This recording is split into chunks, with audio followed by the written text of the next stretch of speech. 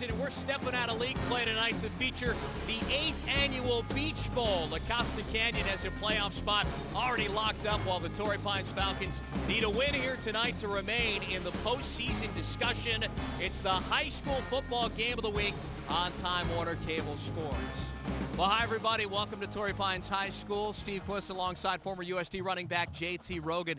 And this time last week, J.T., LCC was ranked second in the section. They got walloped by number 1 ranked Oceanside, 56-0. This week, they got to get back to basics, which means give the ball to their star running back, Dion Dickey. And Dion Dickey is how it starts for them. They're committed to running the ball. Coach Sovacool says they've got a great game plan in. They had a great week of practice. They're excited to take on this Torrey Pines team, which is eager to get themselves a win. Yeah, for Torrey Pines, they're 4-5. They need a win to get back to 5-5 on the season. Wing T offense, and they'll give it to a bunch of different guys. Chase Pickwell is normally the guy that'll get it a majority of the time. But the thing is, you don't know who's getting it. It could be Mike Ward. It could be Billy Maggs, and that's what they rely on. Deception, smoke and mirrors, but they know what they do, and they do it very well. Well, they play for a thing called the Golden Surfboard here, the Beach Bowl. How appropriate is that? And it has belonged on the sidelines of La Costa Canyon High School for the last 6 years. Here tonight, the Torrey Pines Falcons would love to finally get it on their sideline. We'll find out over the course of the next couple of hours. When we return to Torrey Pines High School, we'll have the starting lineups and the kickoff. It's the Falcons and the Mavericks, and it's coming your way next.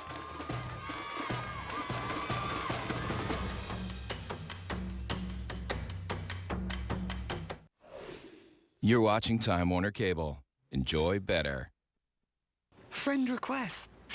Let's be friends, because you're probably brilliant. Request denied. What are you going to do about it? Grenade. What the? Whatever you're passionate about, we invent better ways to share it, get lost in it, and love it even more. Okay, I accept your friend request. I was kidding. Time Warner Cable. Enjoy better. We make your Android a remote, your iPhone a remote, and your iPad a remote. Makes it pretty hard to lose the remote. Change the channel and set your DVR from any screen. We make watching TV even better. Time Warner Cable. Enjoy better. We've got sports channels, kids channels, news channels, and channels about channels. Now you can watch almost 200 channels live on your iPhone, iPad, and laptop. We make watching TV even better. Time Warner Cable. Enjoy better. Only Time Warner Cable lets you enjoy soccer better. The 2012 MLS season continues, and Direct Kick has you, the ultimate soccer fan, covered from every angle, all for just $49. With Direct Kick, you'll have access to up to 85 games live. That's more soccer than any fan could ever imagine. Time Warner Cable and Direct Kick, your full access pass to everything MLS. Whatever you're passionate about, we invent better ways to love it even more. Time Warner Cable. Enjoy better. 8th annual Beach Bowl concludes the regular season for both La Costa Canyon and Torrey Pines. Both teams expected to make the postseason in their respective divisions, but Torrey Pines could be on the Division I bubble with a loss here tonight. In a moment, we're going to have the national anthem, so let's step aside, and when we return, we'll have the kickoff and much more from Torrey Pines. It's the Falcons and the Mavericks, and it comes your way next.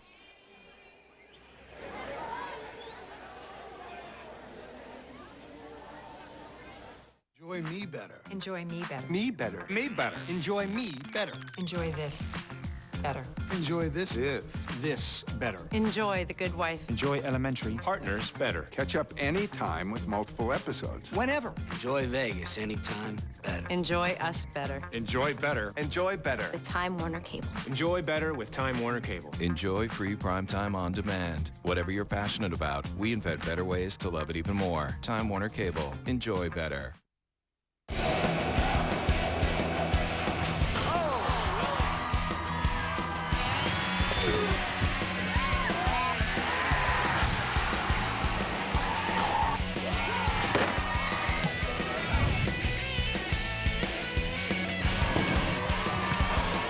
High school sports game of the week. For full schedules, channels, and airtimes, go to SoCal101TV.com. Only on Time Warner Cable. I got her a Twilight first edition for her birthday. Got her 2 tickets to Forks. Eat it. Got her a wolf. It's on. You got her a truck? Boom. Game over. Ellen Letts at her birthday. Gentlemen, can we dance?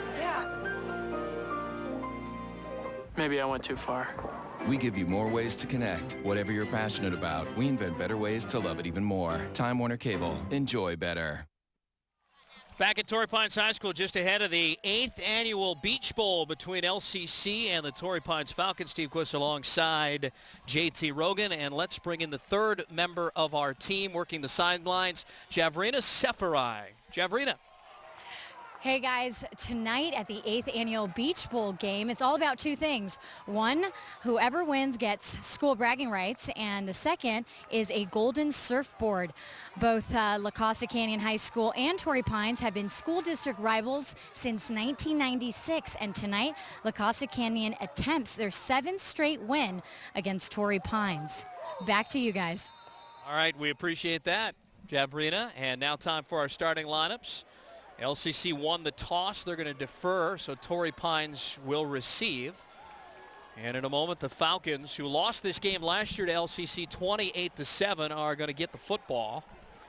And when the Falcons come out on offense, here's their starting lineup up front. Jacob Alsadek is headed to Arizona. He'll play for Rich Rodriguez next year. Jake Ashby is the center. He's a 2-year starting center, also the coach's son. And Maggs, Detro, those guys will get the ball along with Pickwell. Nolan Weinberg is an awfully good tight end. And Gentis will be a wide receiver.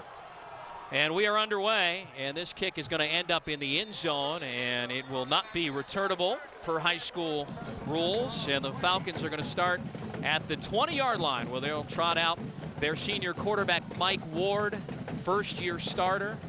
Has some pretty good numbers throwing the football, also can run it as well. Operates the wing T, JT. As a senior quarterback, you know, you're in a rivalry game. This is your first year starting, first year really being an active participant in it, and he's ready for it. We talked to Coach Ashby before the game, and he said that he's got a lot of faith in his offense and their ability to execute, and they're comfortable doing what they do and executing well against La Costa. And again, they don't throw the ball much as a team. They'll start out by targeting the tight end, Nolan Weinberg, and he gets out of bounds on the far sideline beyond the first down marker. Check it, it's Jack Bailey who makes the catch. And Bailey's got enough for a first down for Torrey Pines. That's a good start for the Falcons. Well, exactly right. And you've got a quarterback who you'd like to build his confidence a little bit. He's not terrifically consistent throwing the ball, and so a quick throw like that helps him out. Mavericks on defense, Staub, Dempster, and Shane. Part of a 3-3-5, much like San Diego State runs. Davern is a great linebacker. The free safety is Vreeberg. And they say the guy that really makes the defense run, that cornerback, Kyle Mumau. A short little run right there for Torrey Pines. They gain 3 yards on a first down. Yeah, you said Mumau kind of really leads the defense out there. He's a captain. They've got 6 captains every week at La Costa, and 4 of them are stationary, regular captains. The other 2 are rotating, and they had to have somebody step in for Scott Quisenberry this week. That's right. Quisenberry is out today. An ankle injury sustained earlier this week at practice will keep him off the field. So advantage Torrey Pines. Out of the shotgun is Ward, early movement. And our first penalty marker, Ed Zapolsky, is our head referee here tonight, telling us that there was early movement against the Falcons, so that will wipe out that last game. They're going to be looking at a second and about 5-yard penalty. Repeat second down. We talked with both coaches, and they recognized that it's almost 2 different teams. There's Torrey Pines when they execute, and there's Torrey Pines when they don't execute. And when they do well and they execute the things that they try and do on both offense, defense, and on special teams, they can beat teams like Cathedral Catholic, who are number 2 in the county. When they don't execute, they can lose 2-0 to a team like Vista and not have any production on offense. Here is Dylan Loyak with his first carry of the game. And as he sweeps to the right side, he gains about 3 yards, bringing up a 3rd down and 9. And getting back to the penalties, I mean, when I talked to Scott Ashby, the 6th-year head coach at Torrey Pines, that's one of the things he said all year. The reason why we're 4-5, we've got a great team. I love the kids, but we shoot ourselves in the foot with penalties, just too much. Well, exactly, and so you want to obviously compete hard in this game, win it. If you can't, you're still hoping for an opportunity to make the playoffs. And then once you're in, all you got to do is string together games of disciplined, quality football, and who knows what can happen. See if they throw. That's Gentis wide left. Ward under center with 2 in the backfield on a 3rd down at about 8.5. Got to get across the 44, and a dive, and that is Chase Pickwell, the 210-pound senior. And that will now bring up a 4th down at about 4, and will also bring on Torrey Pines' punting unit.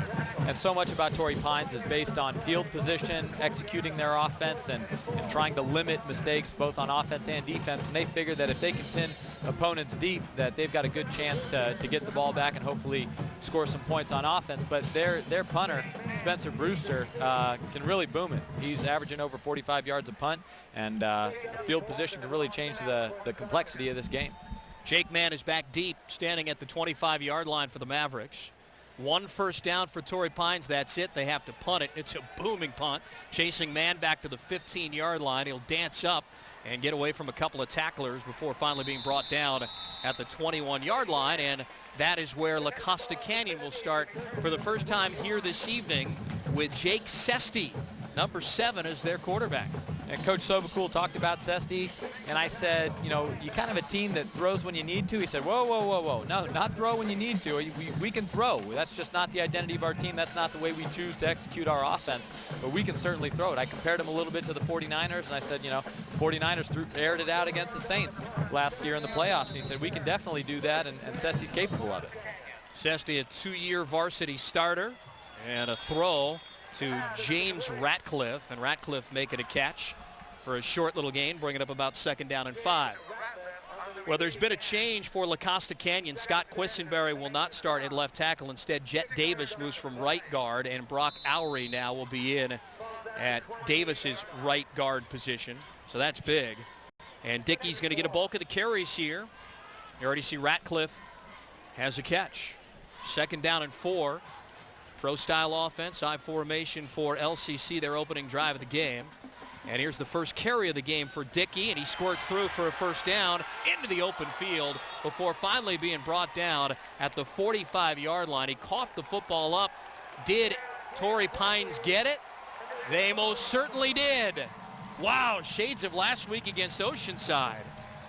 Both teams, though not running the same type of offense, are so dependent on the same exact thing. Field position, no penalties, ball security, quick plays in the passing game, throw only when they need to, like Torrey Pines had to do against Cathedral Catholic to win that game early on in the season. And so that turnover is huge. You know, they had a big gainer there, you know, close to a 30-yard carry for Dion Dickey, and he's so outstanding and you know, the bell cow of the La Costa offense. But when you turn the ball over, you do that too many times, they'll find somebody else to do your job. And there's a penalty marker in movement before the ball was snapped. Last week against number 1 ranked Oceanside, 4 big turnovers. Dead ball, encroachment, defense, 5-yard penalty, still 1st down. And I talked with Coach Sobakul about those turnovers, and he said everything went wrong. Whatever could go wrong did go wrong, and you have those kind of games, but he said it's only one. It's only one game, it's one loss, and at the end of the regular season, they're still going to the postseason, and they're looking forward to winning it all. That's their hope, obviously. That's why they play the game. As Denny Green said, Herm Edwards rather, playing to win the game. And Ward scrambles to the outside, gets up to the 40 where he gains 2, bringing up a 2nd down and 4. Yeah, last week it was 1 versus 2. LCC beaten 56-0 at home by number 1 ranked Oceanside, who they'll perhaps see again in the Division II postseason, which is loaded. The Pirates used a long punt return, 2 fumbles, a 99-yard drive, all that in the first half. And it was the first time since '04 that LCC had been shut out. First time since 2004. And there is Pickwell with a carry short of the 1st down, bringing up a 3rd down and about 1. Yeah, and a safe run here by Torrey Pines. They were given the gift of 5 yards by La Costa Canyon to set them up for a 3rd manageable here, and hopefully they plan on eating clock and getting 1st downs and keep marching towards the score. But you talked about that game last week. I was able to talk to Coach Ashby from Torrey Pines. He said, yeah, we watched that film, and La Costa Canyon moved the ball. They did a great job. They were outstanding against Oceanside, just didn't put it in the end zone. 3rd and 2. They got to get across the 37-yard line of LCC. And to the outside was Detro, and he gets tripped up for a loss. On 3rd and 2, Detro loses a couple of yards. And a heck of a play there by Kyle Mumau, the 5'10 senior. And Detro really upset after the play, because you could see out there's nothing but green grass in front of him. That would have been a first down, and perhaps first downs. That could have been 10, 20, 30 yards right there, because there was all sorts of green grass in front of him there, and just upset that he got caught up. But that's why they got Mumau out there. He's a junior captain for them, and they like what they get from him at that cornerback position. 2 empty possessions for Torrey Pines to start this ball game, and they'll have to punt for the second time. Brewster on. This one a short one, not going to be returnable by man, and it's going to roll back dead at the 25-yard line. Let's introduce you to the Torrey Pines defense while we have a moment.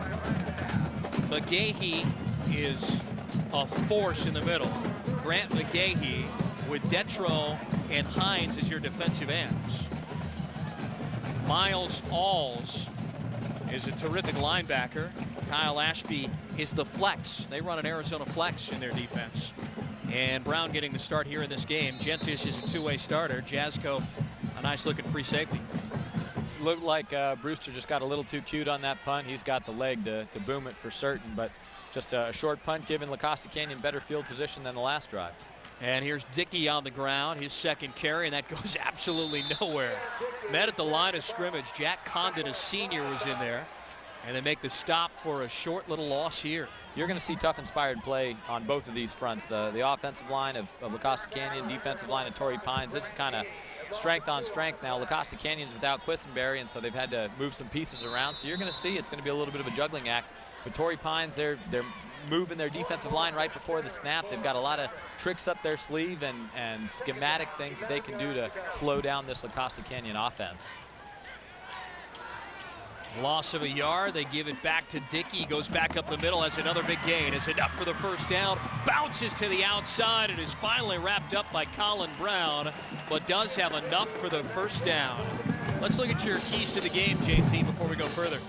Yeah, absolutely. And Deion Dickey, obviously, for La Costa Canyon is going to be a key to the game. And he almost reminds me of a younger version of myself. He runs hard, but real talented runner.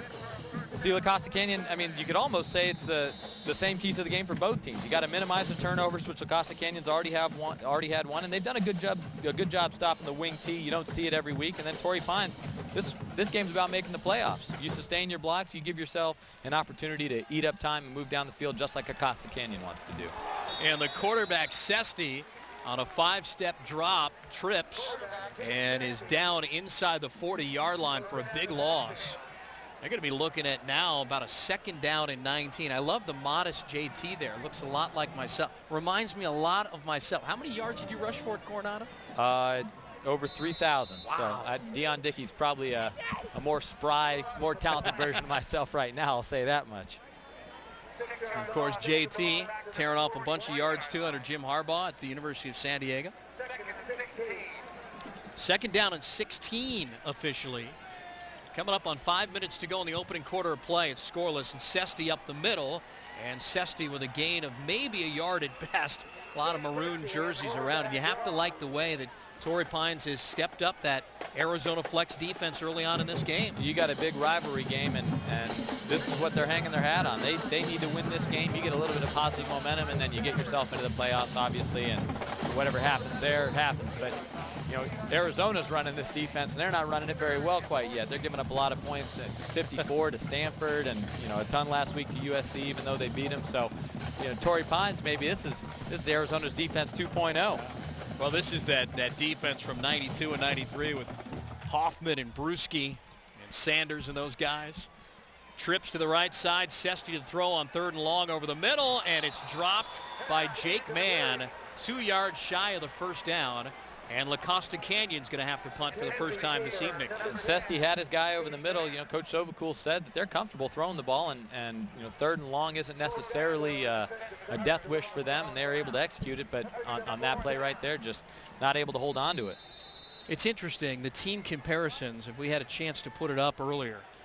I mean, it's almost, even though they're on different spectrums as far as win-losses are concerned, I mean, they're almost even, so we should expect a tight game. And that's all you and I do for Time Warner Cable Sports is tight games. Fair catch made at the 15-yard line there by Jake Gentis. you look at the points for, points against for La Costa Canyon, and they score about 20 a game. They allow a little bit over 10 a game. They're close games. That's what they play, and they're comfortable in those games. And so you might be able to say Torrey Pines has just lost a couple of those close games, and La Costa Canyon's won them. And 55-0, obviously that doesn't help your points for, points against, but it's a clean slate. You get a rivalry game. Any coach will tell you, any coach worth his salt, that you throw the records out the window, to pardon the old adage, but it's true. That's definitely what you get. You're going to get both teams playing hard tonight. Third drive of the game for Torrey Pines, the first two resulting in punts. They have one first down. Pressure there. Weinberg has it. He's got some running room and maybe gets 2 yards at best. Nice escapability there by Ward to get rid of that pass to the tight end, Weinberg. While we have a moment, let's introduce you to our coaches. Sean Silvacool, in his third year as the head coach at LCC, won a CIF title as a player under Randy Blankenship at Fallbrook back in 2000. Still talks to Coach Blankenship all the time. Here's a run to the outside, and there's nothing there for Torrey Pines. Coach Silvacool played 1AA football just like I did, so we got to give a shout out to Northern Arizona and what's now the football championship subdivision. Billy Maggs with the carry there, not to be confused with Billy Mays. OxyClean. Exactly, and you saw on first down they got that kind of flukish completion, but when you roll to your left and you're a right-handed quarterback, there are a lot of mechanical adjustments that you have to make. You're far less comfortable, and you saw that it didn't exactly work out the way they'd planned. There's Scott Ashby's sixth season. Took over for legendary coach Ed Burke. Big third and long for this Wing T team, and this time they're able to run it for a first down, and that looks like it's Pickwell to the 30-yard line. That's a great 3rd down and 9 conversion right there for the Falcons. I can't get beyond how comfortable this Torrey Pines team is running it on 3rd down and whatever the yardage. 3rd and 1, run. 3rd and 15, run.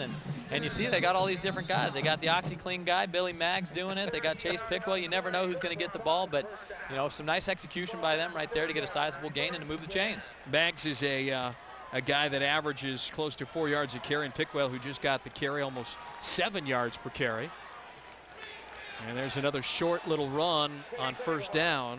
So they're running between the tackles on first down. They go to Pickwell. His numbers this year, 109 carries, 609 yards, and 8 touchdowns coming in. Well, nearly 6 yards a carry. I mean, that's pretty impressive in the wing T, because a lot of it's just, the defensive line can't read the play, and then you get to the linebacker level and maybe you push forward a couple yards. It's 3, 4, maybe 5 yards, and then you're looking at 2nd and 5, then a 3-yard carry, 3rd and 2, then another 3-yard carry and first down. And so that's kind of the idea behind it. You feel comfortable moving forward, don't shoot yourself in the foot, and keep getting first downs. 2nd and 7 from the 33, sweep Loyak, and Loyak is wrapped up and brought down for a loss in the backfield. That's Kyle Mumau again with another tackle for loss in this game.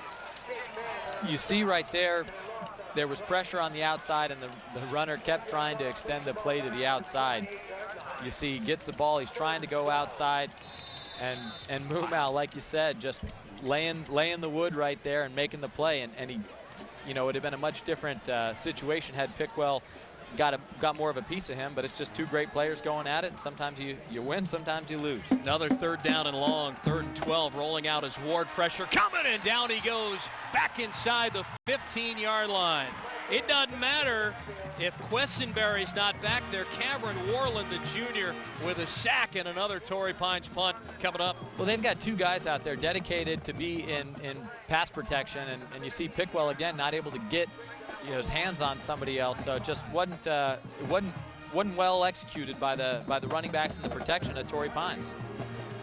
Spencer Brewster has been a busy man here in this opening quarter. Under a minute to go.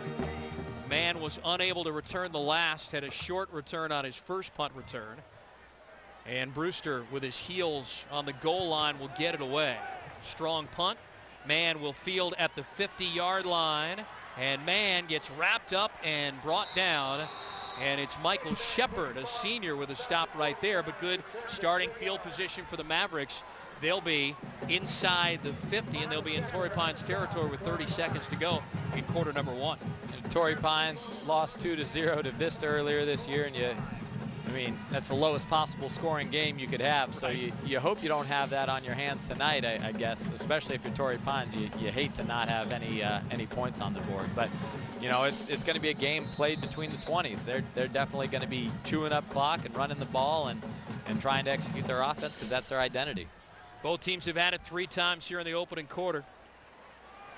Play action fake. Sesti sets up, throws right, and throws behind Ty Yates at the 37-yard line, his intended receiver. 2nd and 10.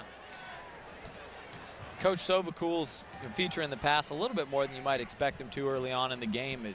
Dickey had a great run to start the game, but it wasn't by design. You know, he had to have a great cutback, and you might say that running back making cutbacks and giving him the ball to do whatever he wants is by design. But you know, you're missing Quisenberry on the left side. There's no two ways about it. And so your run game's going to have it's going to react differently. It's going to run differently against the Torrey Pines defense, and so they're still feeling each other out. Here's Dickey dancing to the right, nothing there, and he's going to get thrown for a 3-yard loss. Well, Questenberry is a huge loss. He's headed to UCLA. He'd be the 3rd brother in that family to get a Division I football scholarship.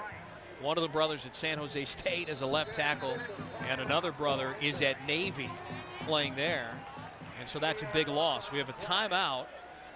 Dickey is injured on the field right there at midfield with 4 seconds to go in the opening quarter. And LCC, who got blitzed last week 56-0, can ill afford to lose Dickey. Certainly for the playoff run, you want to have all your guns loaded, and so that's part of the logic in making sure Quisenberry's ready for next week. I'm sure he'd play this week if he could, but it's not the worst thing in the world to give yourself a little bit of rest and rehabilitation and come back fresh for the playoff push, because you know, at the end of the year, that's what you want. That's that CIF championship, that ring. That's the thing. Don't mean a thing if you ain't got that ring, Steve. And Dickey will get up and walk it off under his own power. They'll put 5 seconds back on the clock. Want to remind you to enjoy high school sports better with Time Warner Cable, Turbo Internet, HD TV, and home phone. One bundle with one bill means one happy you with Time Warner Cable, and I can attest to that. 3rd down and 14 from back at the 48-yard line of the Torrey Pines Falcons for LCC. Dickey has to come out for at least one play as he tries to walk off what looks like a dinged-up ankle. He was 77 yards shy of a 1,000-yard season through 10 games. So we hope Dion can get back in there. And the final 9 seconds come off the clock. So both teams have had the football 3 times. When we return for the start of the 2nd quarter, the Mavericks will have it inside Torrey Pines territory. After 1 quarter of play of the Beach Bowl, LCC nothing, Torrey Pines nothing. Back to Torrey Pines after this.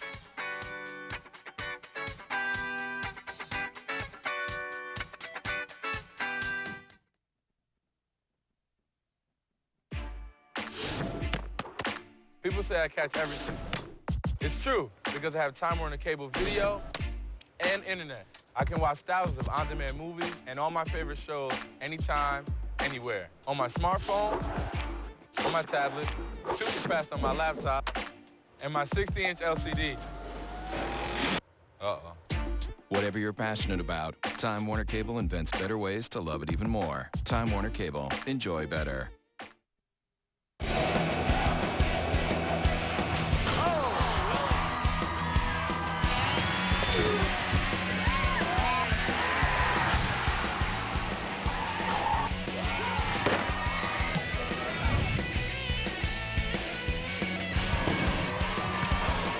High school sports game of the week. For full schedules, channels, and airtimes, go to SoCal101TV.com.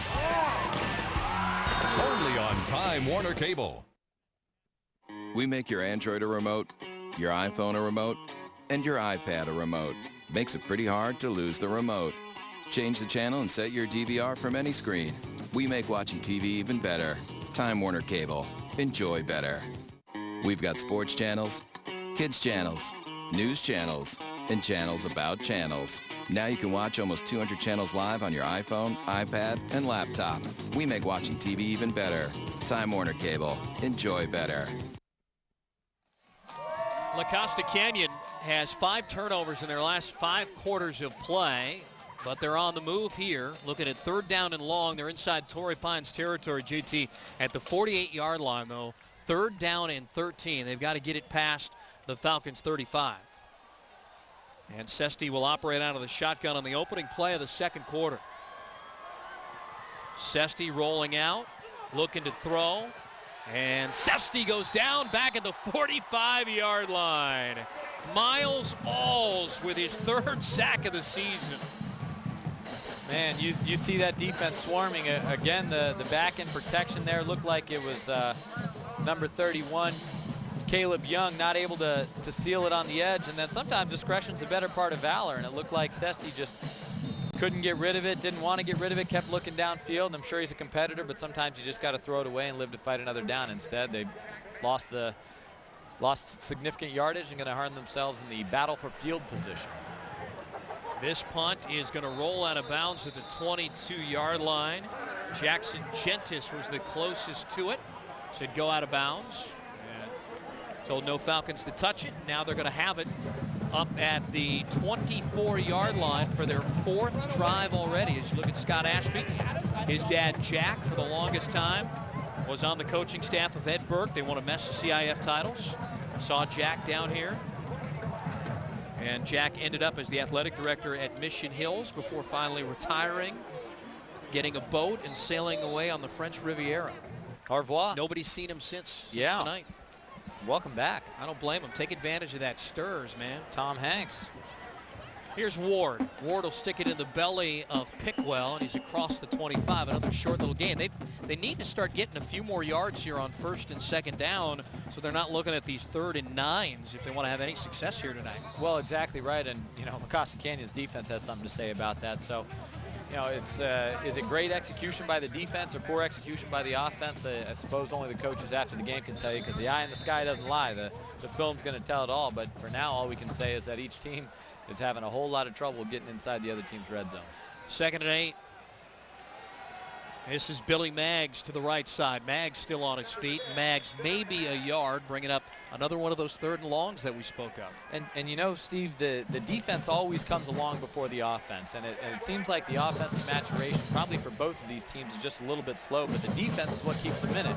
You know, you lose a game, like I said, 2-0. I hate to bemoan that point, but I'm saying, you know, that is the epitome of what Torrey Pines is, struggling on offense and having an outstanding defense. And then for the most part, you see La Costa Canyon playing in tight games. They're real comfortable winning. I talked to Coach Sovacool. He said, hey, listen, we'll win by whatever it takes. You know, we love double-digit victories, but we're perfectly fine, and we're good darn comfortable winning by 1 score.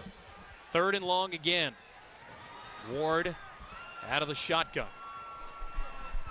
Gives it to Pickwell on the dive, and Pickwell across the 30, bringing up a 4th down and 4, and most likely bringing Brewster on again for his 4th punt of the opening half of play. After seeing enough of Torrey Pines' offense right here, the thought behind the wing tees, you keep running it, and then eventually one pops.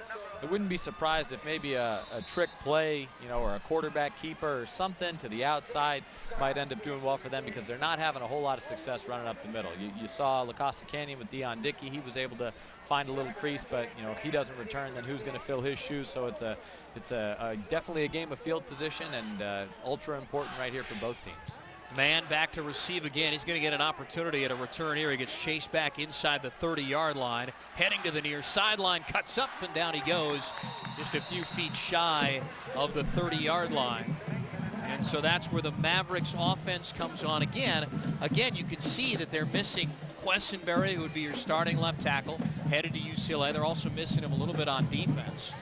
And I don't see Dickey returning at this point. He left during the last drive at the end of the first quarter with what looked to be a banged up ankle.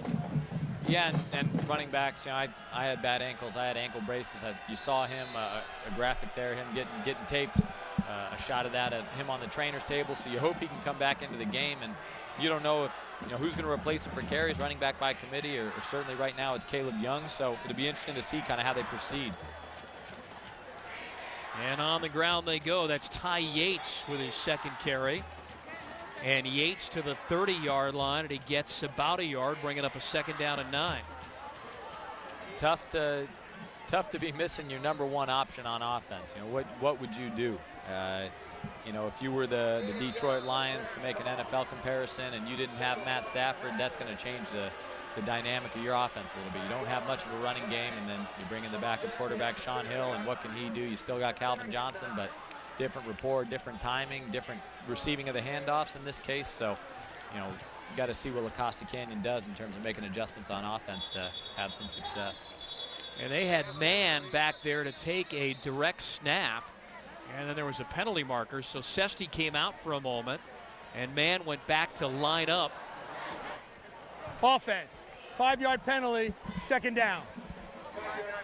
And of course, with the new personnel in there, Sean Sovacool's team moves just a bit, and they lose 5 yards. And it doesn't seem like it's a lot, but in a game like this, where neither defense has given up any real estate, that's a big penalty. Oh, absolutely. You know, now it's 2nd and long, and they've had trouble in the passing game. And, you know, I was fortunate enough to be able to call their game against Carlsbad earlier this season. And they're able to sling the ball around. They can throw it down the field, but in order to have any success in the passing game, you got to do something in the run game. Otherwise, they're going to sit back in coverage and cover you down. And Sesti lost it. It's loose. And do the Falcons have it? If so, they'll be near the red zone. And it's the Falcons who come away with it. Jonathan Raby, a 6'1" senior at LCC, has turned it over for the 2nd time tonight. That Torrey Pines defense has just pinning their ears back. They're covering all the short routes. They've got a deep safety to guard against anything deep, and they're aggressive tonight. They look like the team that wants it more than La Costa Canyon. La Costa Canyon's missing Questenberry. Dickey's out. They seem like they're kind of backpedaling. They're in reverse right now, and Torrey Pines taking advantage of it. Finally, it takes a turnover, but it looks like, hold your breath, we might be able to get a team in the red zone here, and Torrey Pines might be able to take advantage of some premier field position. Well, Sean Sovacool telling me earlier this week his kids are hungry. They had a good week of practice. They wanted to show everybody that that was not indicative last week, that 56-0 loss of the kind of team they are, and Ward throws it right into Bailey's belly, and on a 1st down and 10, Bailey gets about a yard at best. You see right there just the rollout to the right, and La Costa Canyon's waiting on it. Their defense has good lateral speed, and Torrey Pines' execution on offense is lacking, especially in the passing game. They're not terrifically complex on offense in the run game. So and they like their kicking game too. They've got great kickers, and you know, they rely on Brewster to do the kickoffs, but you know, and sometimes he'll take the field goals. Coach Ashby said it's kind of a 50-50 who's gonna do the kicking duties before the game. So they're comfortable getting 3 here if they can. Here's the direct snap they were talking about. A few times they would do this tonight to Peter Holland, and that does not work. They might have even lost 2 yards, bringing up a 3rd down and 11, going with a little wildcat. So now we've seen both teams attempt a direct snap to a wide receiver. We did barely make it in the red zone though, right? Okay, all right. That's right. Just wanted to make sure. I mean, it was fleeting though. You know, you couldn't even stay there. You got to go. Do not pass go. Do not collect $200. So we'll see what kind of call offensive coordinator Josh Mahalanek has right now. And he's going to give it on an end around, and it is Billy Maggs, and Maggs shoving one of his players out of the way, and he finally gets it inside the red zone. But all that work, 3 plays, and they gain all of 2 yards. It's 4th and long. Maggs looked like he was at a different speed than all of his blockers there. He looked like he was committed and ready to get out there, and people are just looking for blocks. Said, get out of my way. I'll find somebody to block for me. And then obviously not a lot of movement against Mumau out there, and so tough sledding there for the Torrey Pines run game. Colin Brown on to attempt a 36-yard field goal from the hash mark left. Mike Ward, the quarterback, will hold. Brown handles the PATs in the field goal. This one is on its way, and it splits the uprights. And it's the Falcons who score first. I think they probably wanted 7 points out of that, getting the football on LCC's 2nd turnover at the 21. But they have 3, and they lead their rivals in the Beach Bowl 3-0. I've seen teams celebrate less after scoring touchdowns. They were ecstatic to have those 3 points. They know what it means. They love their defense. They hang their hat on it. I mean, you've played already nearly a quarter and a half, and it's 3-0, 3 points. I mean, that's as the game goes on, if it stays 3-0, it's going to look like a monumental deficit. It's going to look, ginormous. So a great kick there True kick by Brown.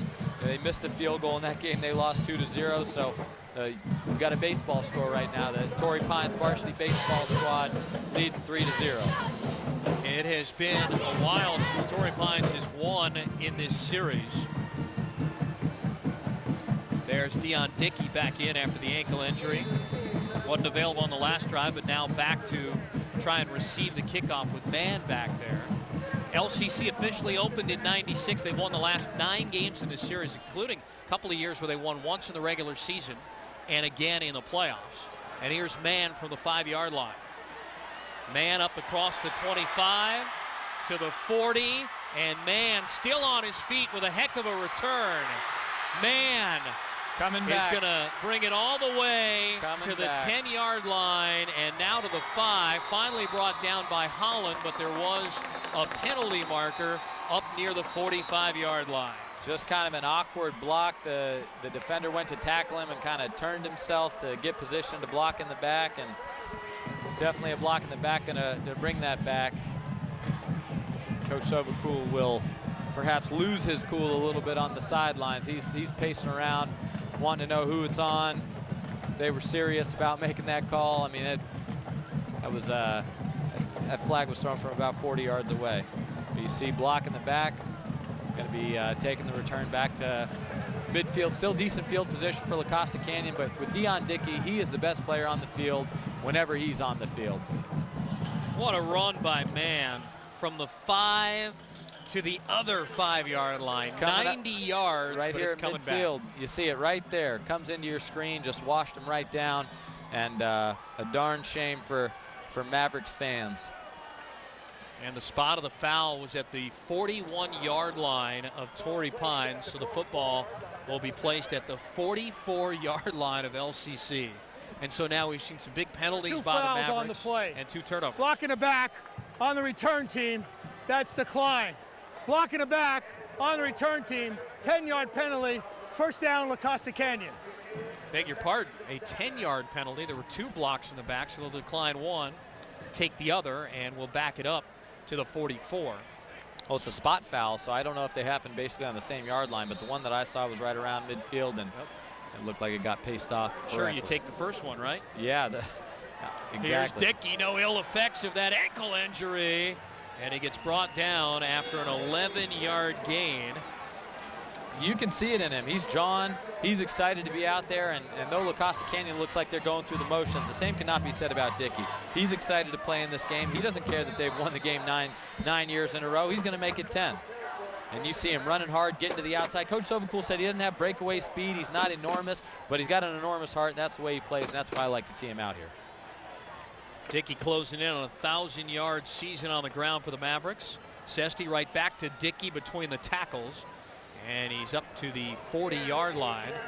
A gain of about 4 yards, bringing up a 2nd down and 6 for the Mavericks. So goes the offense as Dion Dickey goes, and he's the guy for them right now. You've seen they've had very limited success in the passing game so far, and Dion Dickey he is going to refuse to let the team lose tonight. That's the attitude it looks like he has, and you know, Torrey Pines, their defense obviously is going to have something to say about it, but it's going to be exciting to see what Dion Dickey can do tonight. Haven't seen the fullback Davrin yet. He'll block for Dickey and springs him for a heck of a gain. A missed tackle there by Torrey Pines. A second. And finally, Jackson Gentis brings down Dickey at the 11-yard line, but another first down for LCC. Steve, you can tell he's in the mood. He's in the feeling for it. He's ready. He is excelling, feeling it, in the zone, whatever you want to say. Outstanding carry. They've given it to him a couple times. You might need to give him a rest. 29-yard gain on the run by Dickey, and there's our first look at the fullback, Shane Davern. And Davern works his way inside the 5-yard line down to the 4. You got to come back to him right here, Steve. You got to give him some sugar. You get down to the 4. He's been the workhorse here, and you've seen him carrying on this drive. Outstanding play. You get great movement there. Everybody washing down, and the hesitation right there by Dickey. You see, hesitates, sets up his block, finds the crease, and then gets downfield and just breaking tackles. You know, getting guys off him. Get off me. Stiff arm, high knees, whatever you want to do, whatever you want to call it. He's breaking them. Up over 1,000 yards now, 7 carries, 81 yards for Dickey on the bum ankle and all. And they'll give it to Dickey. He'll cut back, and down he goes for a loss at the 5-yard line. 3rd and short from about the 6. He was trying to get back all the way back, wind it back. He's an elusive runner with definite escapability. You see him press the right side. He wanted to get back to the left side because everybody had kind of secured their blocks, but nothing there. Good pile up, and that Torrey Pines defense is stiffening up down there by the goal line. Lost 2 yards now to give him 1,002 on the season. Pro style I formation behind Sesti. Double tight end set. They give it to Dickey. They run it left, and down he goes at the 5-yard line. That's Miles Alls again. He's got a sack and another tackle right there at the line of scrimmage. They try and get that left side, and you see just Torrey Pine Falcons just getting right through there. Everybody, a lot of guys, party in the backfield. They're all swarming to get to Dickey. They know where the ball's going. Big 3rd down stop right there, and see if they can maybe block this field goal and keep La Costa Canyon off the board. Well, you know who's normally there on the left side blocking on that play, right? Questenberry. Exactly right. Here's a field goal attempt by Renna. Gabe Renna puts it through, and we are even at 3. So despite the 2 turnovers, not a bad drive there for the Mavericks. They had a big kick return wiped out, but they still have the stick-to-itness to sustain the drive down the field and at least get some points out of it. Well, exactly right. And you got to take a lot of positivity away from that drive if you're on the La Costa Canyon sideline. You see big kick return called back. That's okay. Dion Dickey and the offense move it all the way down. And occasionally you're going to stall in the red zone. That happens, but they're able to convert on the field goal, get 3 points. And they've had kind of the best drive of the evening. You know, Torrey Pines was kind of gifted that 3 points previously with that turnover. Well, on that left side, they were almost, JT, check that. Oh, nearly a block there for Torrey Pines. I was calling for it. I wanted it. But, you know, when you're coming off the left side and you're kicking rightward, you're going to be a little bit slower than if it were the other way. So if you were on the right hash kicking leftward and you were coming off that left side, you'd have a better chance. But, you know, if ifs and buts were cookies and milk, we'd all have a Merry Christmas. So Adam Almaris kicking off, and back in the end zone to field it right there is Dylan Loyak, who almost got the block, and it's coming out to the 20-yard line. It seems like kickoffs are a formality with Almaris there, just punching it deep, not giving him any chance to return. And again, the field position battle, that's a big weapon in the arsenal of La Costa Canyon. Well, hey, this is a great region for kickers, and we know it, especially on the other sideline right there. Almaris is tutored by none other than Darren Bennett, who's going to be in the Chargers Hall of Fame here coming up shortly. We'll have more on that coming up later in this broadcast. But right now with 2:21 to go in a 3-3 tie, Torrey Pines has it. And Ward will hand it off, and nothing there for Mark Detro, 6'3", 205-pound senior. You know who his dad is? I do not. Part of the Jeff and Jer morning team on Kixie, the wacky morning show. Jeff Detro's kid. I don't know if do I say I'm sorry or congratulations? It's a blessing and a curse, I guess. They do a great job. Yeah. Man. Are you kidding me? Absolutely. And a timeout being called. It will be the first of the first half spent by LCC. And right now what they want to do, get some stops, get the ball back, and try and get the lead heading into halftime. You see what happens when Torrey Pines get to the line. They see what defensive front, defensive alignment La Costa Canyon has, and it looks like Ward's making adjustments at the line of scrimmage. He's talking to his linemen and his running backs and changing the play. But when you don't go wherever you're trying to go with 100% certainty and a purpose and physicality, you're just porous. You're letting a lot of guys through right there, and you're seeing they're not having a lot of success running the ball for whatever reason. And a great defense, no question, by La Costa Canyon. So, well, we want to remind you to stay tuned to Time Warner Cable's Channel 101, Channel 411 in San Diego for more great high school sports coverage. For our complete Game of the Week schedule, go to SoCal101TV.com, and you can follow us online through Twitter and Facebook using the handle SoCal101TV. 2nd and 11, Ward will keep it himself to the 25, and he's down there after about a 5-yard gain. You know, Torrey Pines has a huge tackle on the left side headed to Arizona. Jacob Alsadek. He's 6'8", 337 pounds, and he's blocking right there for Ward. Yeah, Shane DeVerne tried to get himself a piece right there, and there was no soup for you, as the soup Nazi would say from Seinfeld. Just manhandled him to the ground, and that's why he's going to be a Pac-12 tackle next year.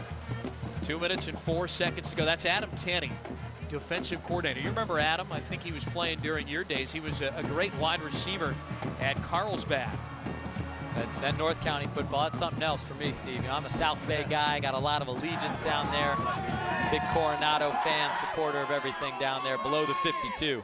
I think when he played, his quarterback was Sean Canfield, who went on to play at Oregon State for Mike Riley, and then, might have my years wrong, but I'm almost certain they were together.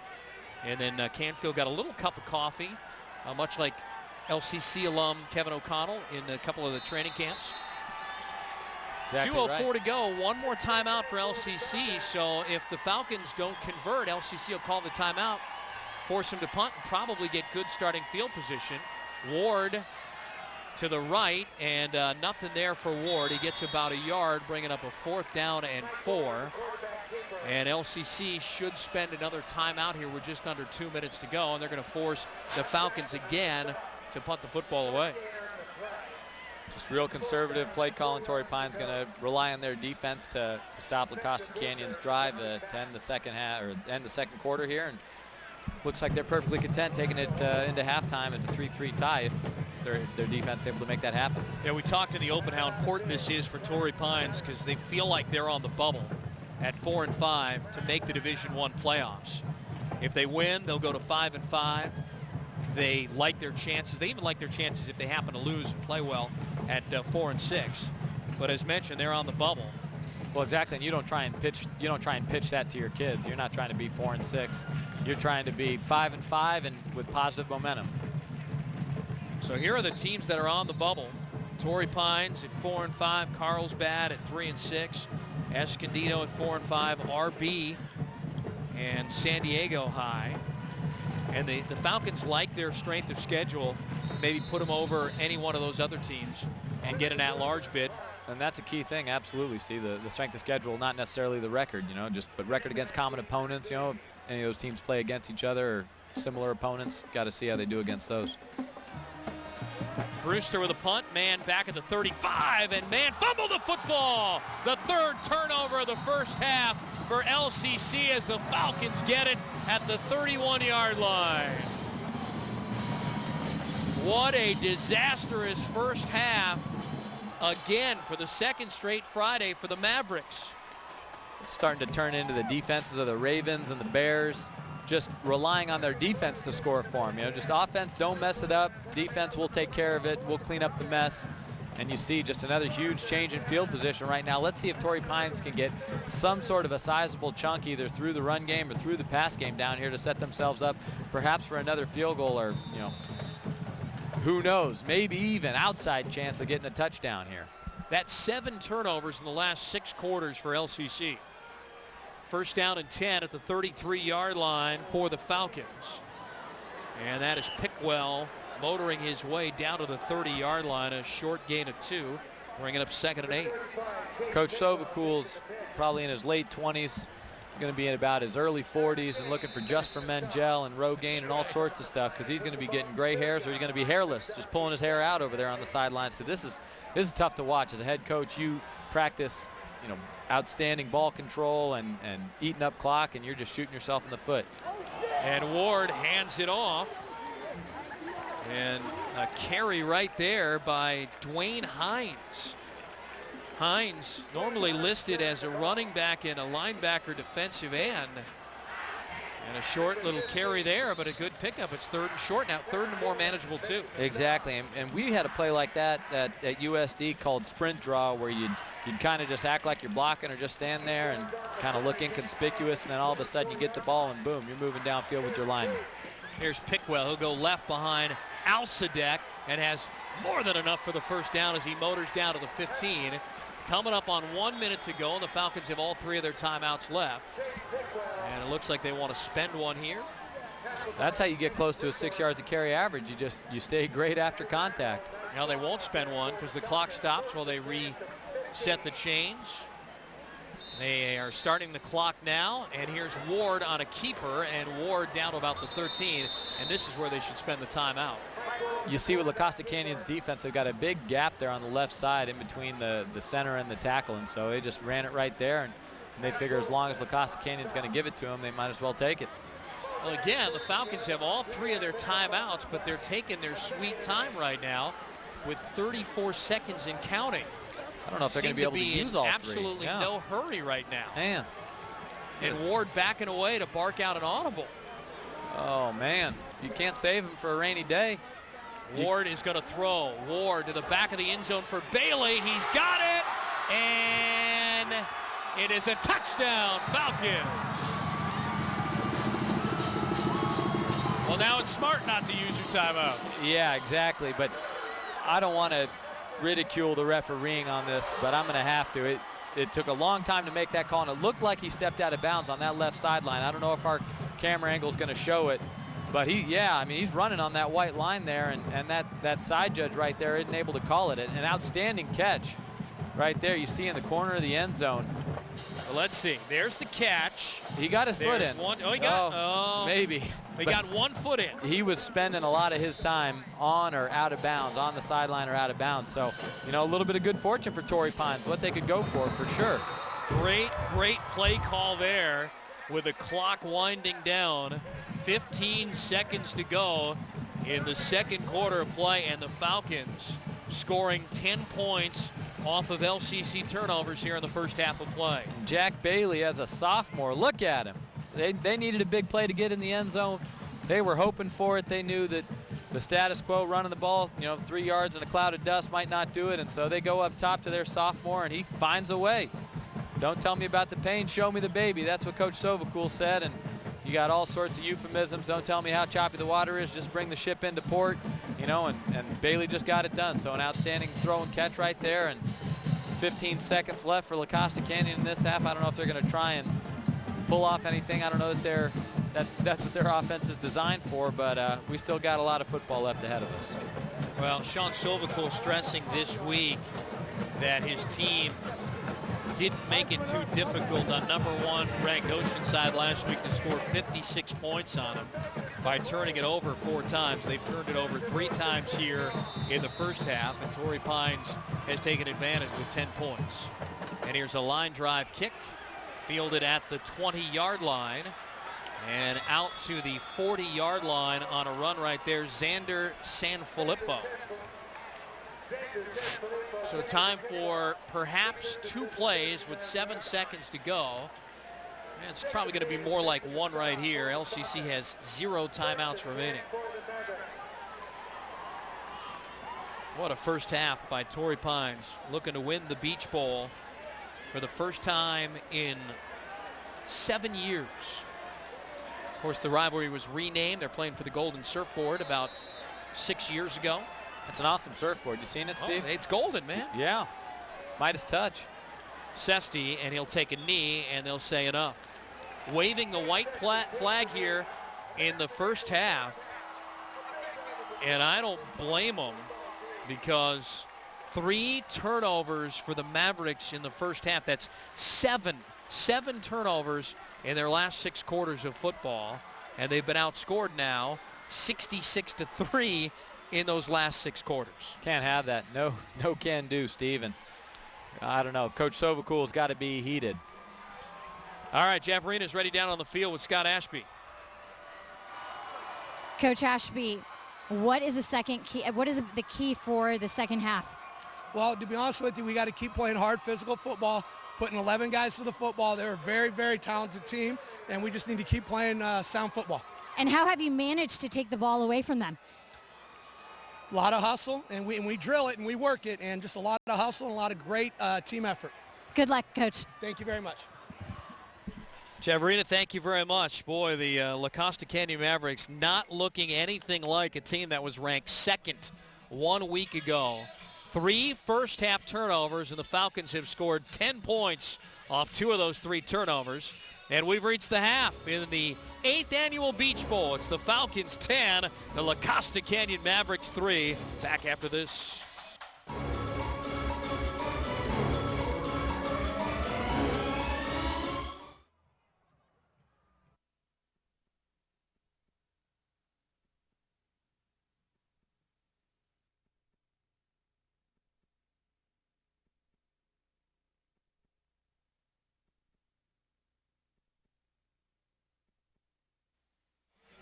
Final Friday night of the regular season. We're stepping out of league play to feature the 8th annual Beach Bowl. They're playing for the Golden Surfboard, and it is 10-3 Torrey Pines. Bit of an upset so far. Let's take a look at the first half highlights. This is Dion Dickey with a run, but it ends, JT, in a fumble. First of 3 turnovers in the first half for LCC. Man, you've got to be just pulling your hair out on the sidelines. Like I was saying, Coach Sobukul, you got to hold on to the ball. You know, you're getting great defense on both sides of the ball. You see right there that LCC defense came ready to play, all pumped up. You had Cameron Worland right there. You see Sessi right here, probably just should have gotten rid of it. Instead, ends up going down. That Torrey Pines defense just stout, pumped up, ready to go. And then you see right there, number 9 for Torrey Pines, Dwayne Hines. Man. And that winds up leading to a field goal. Dickey here with a long run after that long 90-yard kick was brought back. A big third down stop there by Torrey Pines leads to a field goal for LCC, ties it at 3, and then the fumble here by Mann, which is going to set up the Torrey Pines touchdown. Man, Steve, I mean, what are you going to do if you're LCC? I mean, basically, you got to feel like if you hold on to the ball, you got an opportunity to win the game. If you have 3 more turnovers in the second half, you got no shot. For the second consecutive week, La Costa Canyon has been held to under 100 yards of total offense in the first half. Oceanside, last week they gained 90. The third downs, both teams have been terrible. For Torrey Pines, 1 of 7, but they've been looking at 3rd and long the entire game. And, of course, the big thing, the turnovers for LCC. No point in even trying to make anything other than that outside of 3 turnovers. That's the stat, the only stat that needs to be shown. That and the score, of course, 10-3 Torrey. Let's go back down on the field. The third member of our team, Javrina Seferai, joins us.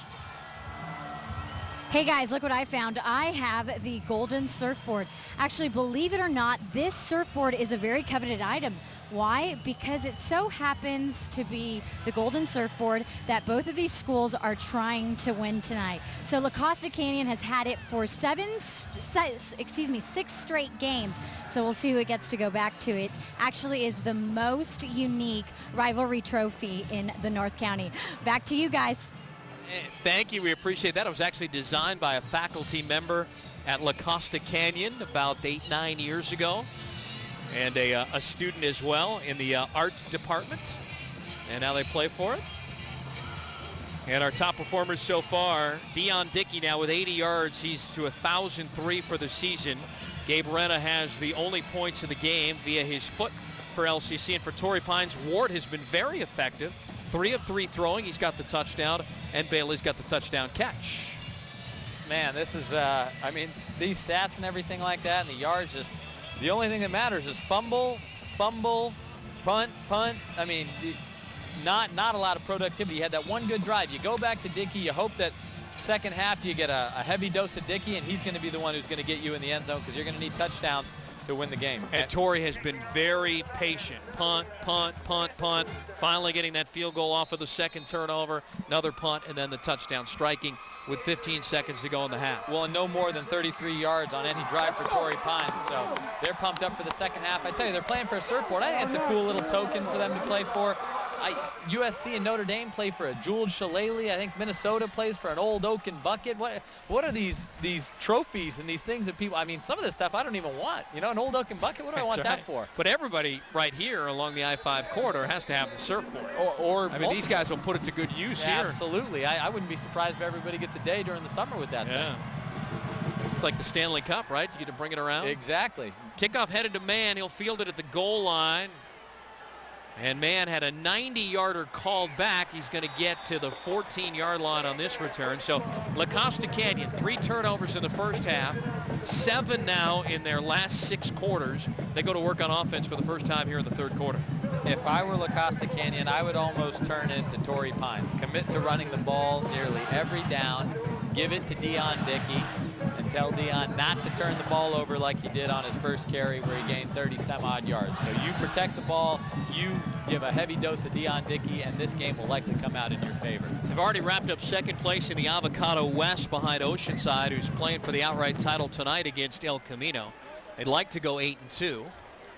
Although 7-3 in the fourth seed's not a bad thing, as Dickey gets the opening carry of the third quarter and is brought right down. Did he cough it up again? Is that the 4th turnover, or was he down? It looks like he's going to get the benefit of the doubt The official signaling second down. If I were Coach Sovacool, I would bring Deion Dickey over to the sidelines and say, son, do you want to win this game? Is this game important to you? Well, you know what's important to me? The football. The football's important to me. It's important to your teammates, too. And if we don't have it, we can't win.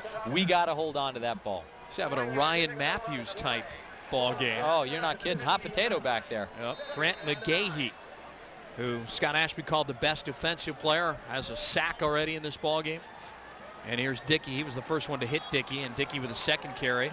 Another short gain, a gain of 2 yards. They're looking at third and long. And if they get the 4th seed in Division II, that's not going to be that bad. It's going to keep them opposite Oceanside until the championship. It certainly will put them on a collision course to meet Helix in the semifinals. But I think at this point, Helix might be a little more susceptible to being beaten in Division II than Oceanside, especially with LCC Psyche after what happened last Friday night. Well, but at the end of the day, LCC is a team that needs to grind the clock, slow, methodical drives, and so, they can take out anybody if they can hold on to the ball and run effectively with Dickey. And Sesti to throw and was nearly intercepted. Man, you're looking at Sesti's really struggling tonight. You saw the passing yards in single digits. They're going to need him to convert third and longs because they're having a lot of offensive struggles, and Dickey's the guy for them. But Torrey Pines starts keying on him, and Torrey Pines got an outstanding defense as we've seen thus far and as we've seen throughout the entire season. Brett Lingelbach was the targeted receiver. Almaris will punt. Bailey signals fair catch and then lets it bounce and take a great roll back to the 32-yard line. Advantage Torrey Pines right now. Again, terrific starting field position for the Falcons to open up the third quarter. Exactly, but they haven't had if they were to score a touchdown, this would be their longest drive of the game, 35 yards. And LCC coming out of the half, you got to feel like they made some adjustments, and they're going to be up to the challenge here of stopping this wing T Torrey Pines offense. Last week, Torrey Pines losing to Ramona 38-24. Gave up a 62-yard fourth quarter rushing touchdown to the Bulldogs. That happened to be the first Palomar win for Ramona since joining the league back in 2010. Falcons trying to get to 5-5. Pickwell with a carry and a gain of a couple, and it's 2nd and 8. You see they're moving to the left side there with their Pac-12 tackle, Alsadek right there. And Quisenberry's gone and Alsadek's here, and the left tackle's never going to get any praise, but you see those are the scholarship players. Those are the guys that are going to allow the offense to run, and you see they're going to keep trying to work over that left side because that's where they believe their advantage is. Alsadek next season headed to play for Rich Rodriguez in Tucson at the University of Arizona. Scott Ashby telling me this week, getting better every week. That's a heck of an offense that he's going to next year in Tucson. And here's Ward, and Ward will hand it off. And on a sweep, it's Loyak for the 3rd time, and a penalty marker after the play is completed. Loyak brought down by Eric Shane. Nick Vreeberg does a great job kind of pressing the action there and just tugging and doing everything he can. You see him grab that back leg and helps make the tackle for the La Costa Canyon Mavericks. And our official, Ed Zapolsky, going to tell us the infraction. And it's going against the Mavericks defense. It'll be their 3rd penalty of the game. They had 2 big penalties that cost them, especially on that big kick return. They would have had it 1st and goal at the 5 had they not committed 2 penalties on the play, one which was declined, the block in the back. This cost them 15 yards. I'm sure La Costa Canyon's got a template for victory where they control the ball, they control the clock, they play tough defense. Nowhere in that template does it allow for penalties that give the other team first downs, and certainly giving away the ball. 3 turnovers and then a fumble on their first drive of the second half that they almost lost and were able to retain, but still turned into a 3-and-out.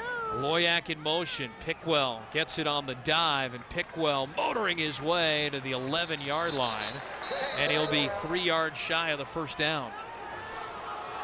Tough run, and Torrey Pines is And it looks like they're trying to hurry up. They see something they like. They've been executing. Maybe they can take some of the aggressiveness out of the La Costa Canyon defense. Pickwell's got to put his shoe back on, and that will stop the no huddle. The no huddle will grind to a halt right here as Pickwell's got to put that kick back on. Yeah, I'd have liked to have seen that play run with him in one shoe. I'm sure La Costa Canyon would have liked to have seen that as well. Coming up on 9 minutes to go in the third quarter. Tie your shoes, Steve. You know what I'm saying? Can't have that. Wardrobe malfunction, Janet Jackson, get out of the backfield.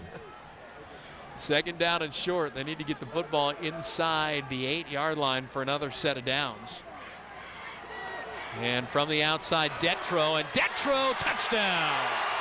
Mark Detro. That's just the kid's second rushing touchdown of the season.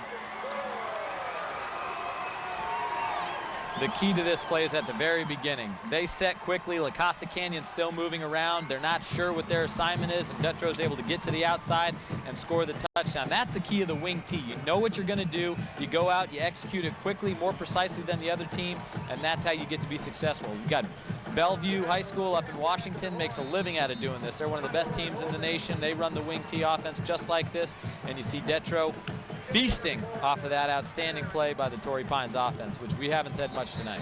Brown converts the point after, and with 8:50 to go in the third quarter of play, Torrey Pines 17, La Costa Canyon 3 in the final regular season of the game of the year for both these teams. Detro heard there were some overhead waves, you know, some swells moving this way up from Mexico, and he's ready to get on that board and do his thing. Although I'm a little worried about all the white sharks lately. Yeah, you know, that's tough. You don't want to be caught up in all that. I mean, you don't want the surfboard with a big bite out of it next year when they're playing for it, right? Yeah, I mean, I don't know that you can insure something like that. You got a very unique token made by one of those teachers.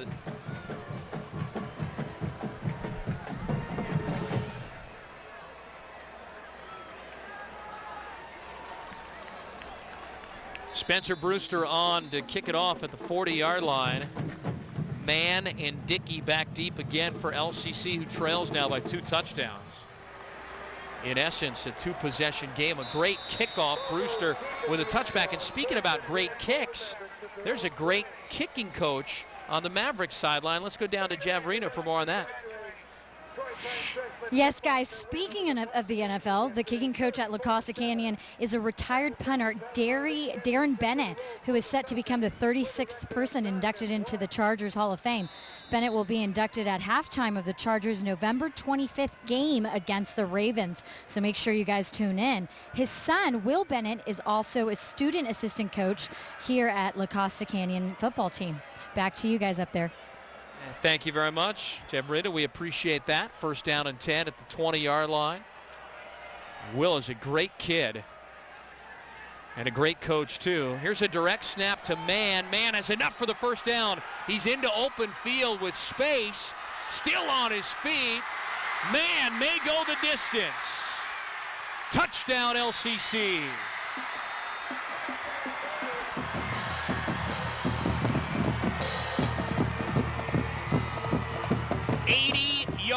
Touchdown run for Jake Mann, and it's a ball game again at 17-9. We saw some streakers at halftime here. It looked like perhaps Jake Mann did a costume change. He's running down the field, almost untouched. Guy's getting fingernails on him, but not able to pull him down, celebrating maybe a little prematurely, getting that end zone. Then you can celebrate all you want. Celebrate with your teammates. We got some fireworks. This is ill time. You can't have fireworks for a La Costa Canyon touchdown at a Torrey Pines High. What's going on? They bring their own. It's BYOF. Bring your own fireworks. The extra point attempt is good. And with 8:34 to go in the third quarter, ball game back on as LCC is within 7 here as they play for the Golden Surfboard. A nice response there. La Costa Canyon, one play, 80 yards. Let's do it. Great run there. Was that 80 yards? Is that right? 80 yards. Yeah, they brought it back, touchback, and again, this is the Wildcat. Both coaches bringing it into the arsenal here this week. The Wild Maverick, the 6-shooter. Jake Mann got great speed there and getting some blocks from Dion Dickey. Dickey's a willing participant there and got a little bit of a convoy there.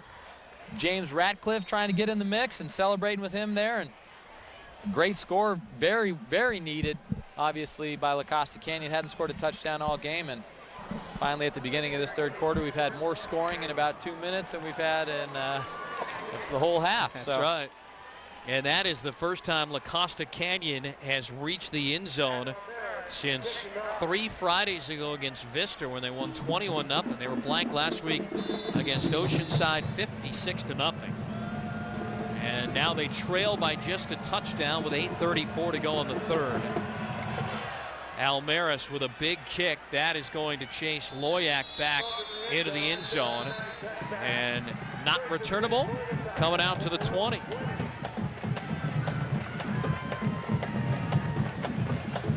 We were talking about Will Bennett a moment ago.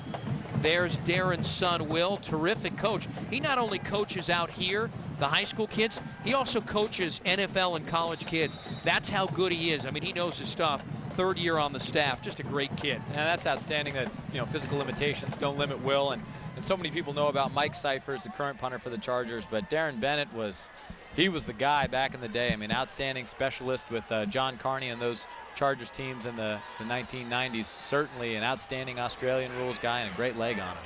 Here's Pickwell fighting for every yard. He'll get about 2 up to the 22 before being driven back, but his forward progress will set up a 2nd down and 8 for the Falcons. Yeah, his dad is just a fantastic guy. The two of us, for the longest time, hosting the radio post-game show on the Charger Radio Network, and got to know Will well. He would come down and watch his dad and I get stuff thrown on us at Sayals after the Chargers, lost another tough one. It was your fault, right? That's right. It's always the post-game guys. Here's Pickwell again for about a yard. And then you got to take the phone calls, from the guys who know it all. They need to be going for it instead of punting with Darren Bennett, Well, what I've often said is, and you can attest to this, is that San Diego County has, 15,000 qualified defensive coordinators, right? And another 7,000 qualified offensive coordinators and head coaches. Yeah, with such a large population, you'd have to think that, and I'm glad so many of them decided to take up their free time and call into your show. That's right. All right, Torrey Pines was 1 of 7 on 3rd down conversions in the first half. And here's Mark Detro, and Detro into space. Detro has the first down. He's a load, 205 pounds, and he gets finally corralled out of bounds. It was Jared Mafucci, who's starting for the injured Noah May, and he corrals Detro out of bounds. Got to come back to something I said earlier in the first half, that they weren't having a lot of success up the middle. You might be able to find a crease, but La Costa Canyon front 7 is just so stout. And so Detro twice now, once on the touchdown earlier this quarter, and then you see right here, big run, big gainer to the outside. They're having success on the perimeter there, and might see them come back to it. That's a big boy. They go to Detro again, this time up the middle. He gets a hard-earned yard. I mean, he's 6'3", 205 pounds running the football. Also starts on the defensive line. He's a great weapon to have. Well, and then you take him with Jacob Alsadek there on the left side, and that's where both those big plays have gone for them. Alsadek sets the edge and doesn't let anybody come outside, and then you got a little bit of a blocking caravan for him, and he's able to get some big yardage, big chunks to the left part of the field. This would be an awfully big win for Torrey Pines. Get him back to 5-5 to conclude the season.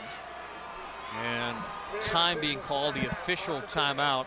Looked like Cameron Warland had equipment malfunction that you spoke of, but that's going to cost him a play. He's got to come out of the ballgame. I bet his helmet popped off momentarily. They got to get it refixed.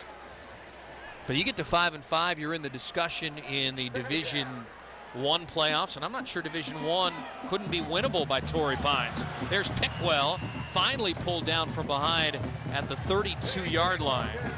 Looked like it was Ben Keene, a cornerback, a 5'8" junior, that finally brought him down to the turf. And that left side, you see maybe when they're on the middle of the field or on the right side of the field, they're going to run that wide play to the left side because they got so much running room. And then when they're on the left hash, they're going to keep running left to the short side. They're going to run it maybe more up the middle or in between the center and tackle on the left side and go with Alsadek. He's a scholarship athlete. Just keep running right over him right there. Pickwell runs right into Ty Toulson, who has a brother at BYU. And the senior, standing 5'11", over 200 pounds, making the hit. pardon me for marveling, but I watched Alsadek, and he got himself a nice little pancake block, and the LCC defender, whoever it is, he blocks and just manhandles, just ends up tapping him. He's like, hey, man, that's enough. You can let go of me. You see it right there at the top right of your screen there. He's just like, yeah, he keeps coming back for more. What was the wrestling, or what is it, tap out? You're going to tap out in MMA? Yeah, exactly. Yeah, and that's the end of the fight. But you got another play. You got 60 fights coming at you. On 2nd down and long, misdirection to Maggs. He gains 5 yards, but there's a penalty marker after extracurricular activity. This might be going against LCC, and if so, it'll cost him a 1st down. I don't know. Torrey Pines looks upset. LCC's clapping. Who knows? Kind of like when you see a big pile up and the ball's at the bottom. Each team's pointing that they got it. Alsadek coming out right now. Probably going to be a personal foul deep in the backfield. Dead ball, personal foul on the offense. 3rd down. That's going to cost him 15 yards. My goodness, they were looking at 3rd and a manageable 4. And now they'll be looking at a 3rd down and roughly 20 from back at the 42. They got to get past the 22-yard line for another 1st down, and they're out of field goal range. I mean, Steve, tell me the chances of them converting this. Slim and none? Yeah, and Slim just left the building. We'll see. Hollins spread out wide right. It's Bailey to the left side, and Ward on a 3-step drop, and he's wrapped up and brought down for a loss of 2. 4th and 22, and they're going to have to punt. You want to talk about crucial penalties. Each team can't afford them. Certainly personal foul conduct penalties that are 15 yards, and they were well within their kicker's range. I mean, he'd made a field goal just a little bit shorter than that early on in the first half, but just not able to sit back and pass. 5-step drop, not able to make it happen. The LCC had it well covered downfield. They just pinned their ears back and made the play. Alec Jackson making the stop. He's a 6'1 senior. Man back deep. Man has a touchdown run out of the Wildcat. He's had a big 90-yard return called back, also fumbled a punt, giving Torrey Pines a short field, which led to a touchdown, and that football is down at the 17-yard line. So a long field here for LCC. It didn't matter last time. A one-play drive covered 80 yards on the direct snap to Jake Mann. Exactly right, and there's no quick fix for that on defense. You just got to be gap disciplined. You've got to make sure that the running lane that you're responsible for, that's the one you fill up. The defensive linemen all have gap responsibilities. Linebackers have gap responsibilities, and then you got to be sure tacklers in the secondary. So they just can't get gashed by the big play. Each team has shown a difficulty to really drive and score touchdowns. The big plays kind of been the friend, and the turnover, obviously. So no turnovers, no big plays, and Torrey Pines will be in pretty good shape. Here's Mann again. And Mann, why not? Same thing on the direct snap. See if Torrey Pines can defend it. And that one is a short little gain. Grant McGahee, the senior, wrapping up Mann and bringing him down. They're going to need Jake Sesty, their quarterback, to win the game for them. They're going to need to throw the ball because Torrey Pines is built to stop the run. They gave up that big play last time, but that's not their identity. They're good at battling and getting off of blocks and everything like that. And they worked hard, and that was a good run and a good gain for La Costa Canyon at 4 yards. But, I mean, that's got to feel like a victory because I think that Torrey Pines defense is stout, and they're firm enough to be able to soldier up and stop these running attempts by Dickey and all these other Mavericks. Have an official timeout. Injury on the field to a Torrey Pines player. Well, we have a moment in the San Diego section, North County playoff bound teams. We know Oceanside, they're the class of San Diego, even though they were dethroned last year by Helix. Oceanside, El Camino, San Marcos, La Costa Canyon, Cathedral Catholic, who does have a loss this season to this Torrey Pines team, Santa Fe Christian, and Army Navy. And I'm not so sure, Steve, that maybe one of these teams might not be able to make the state championship. That Cathedral Catholic team's pretty firm, and then Army Navy and Santa Fe Christian are both tough teams down there in D5. So North County football has a reputation for being real solid, and that's exactly what we're getting here tonight.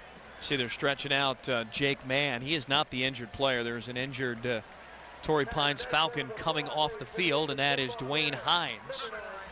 I'll tell you what, Cathedral Catholic is impressive, but I did a game last week featuring Eastlake and Olympian, and I'll tell you, in Division III, Olympian is for real. Gil Warren has that team firing on all cylinders.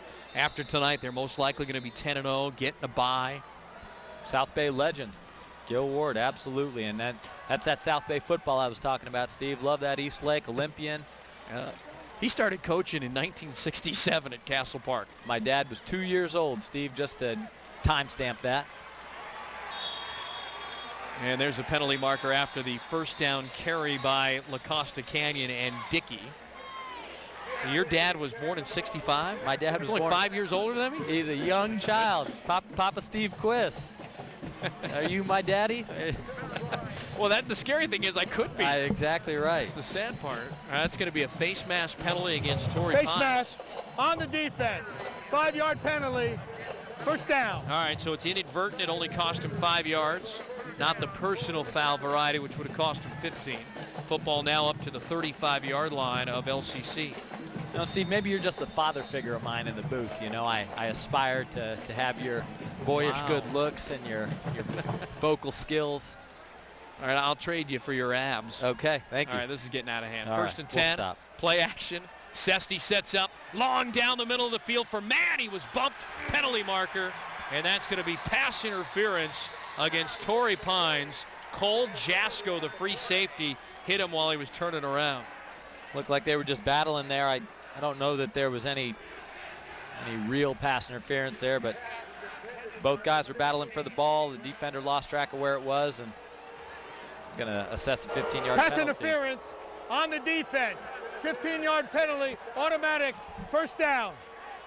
So that cost him 15 yards, and the football will rest right at midfield at the just the top of the Falcon logo at the 50. And Jasko did a good job to get back there, but just lost track of it. Turned his back to the ball, and as a deep safety or a deep secondary player, you just can't lose track of the ball. You got to know where the man is. You got to know where the ball is, and wasn't able to do that. So 15 yards is better than the alternative, because it looked like that could have been a touchdown had he not been there and stopped it. Ratcliffe was the intended receiver. I might have said man. I beg your pardon, Ratcliffe. And Dickey with the carry, and Dickey accelerates through the 40, and he's down at the 32-yard line. And now LCC starting to change the momentum. Dickey was trying to do a little hesitation cut there after he got deep into the secondary, and he almost pulled it off. You see, it looked like he tripped, but just finds a seam and then tries to hesitate to cut back against Jasko and just loses his footing a little bit there. But another great carry by Dickey. You said he went over 1,000 yards tonight. He's having a great season. They're going to need him to do well in the playoffs, and they're going to need him to win this game tonight. First and 10 at the Torrey Pines 32-yard line. Dickey with 109 yards so far on the ground. Give him 4 more, maybe 5 on that carry. And they're getting ever so close to the red zone. And that time just keeps ticking off. Getting towards the end of the third quarter, you know, tight game. Outside chance at overtime here tonight. That'd be fun. Yeah, that's right. It's a bonus ball. Got to play overtime now with those regionals in high school and the state bowl championships. Can't have any undecided decisions to sway those who will choose the teams that are going to play in the bowl championships. Sesty at quarterback. Dickey has it, runs left where Quisenberry normally is. They've moved Jet Davis over to the left tackle spot. Quisenberry can't go this week because of an injured ankle in practice, and Dickey with a short little run, 3rd and short now. I think it's their center. It's certainly one of their linemen for La Costa Canyon. Number 64, Owen Morrison, has some mop on his head. Let me tell you, playing with that much hair under your helmet is not comfortable, but once you get it, it's kind of your MO, your style, you know. You start being recognized as that guy with the long hair, and he's wearing it well. Looks like Clay Matthews. 15 carries now in this game, better than 100 yards for Dickey. Here's his 16th, and he's got the first down. He's inside the red zone and fights his way down to the 14-yard line. Love his aggression, love his quick cuts. Has a lot of great traits, a lot of great characteristics for a running back. It's fun to watch him. You know, he's not the biggest, he's not the fastest, but he fights hard. Coach Sovacool loves him for his effort. Real tough guy.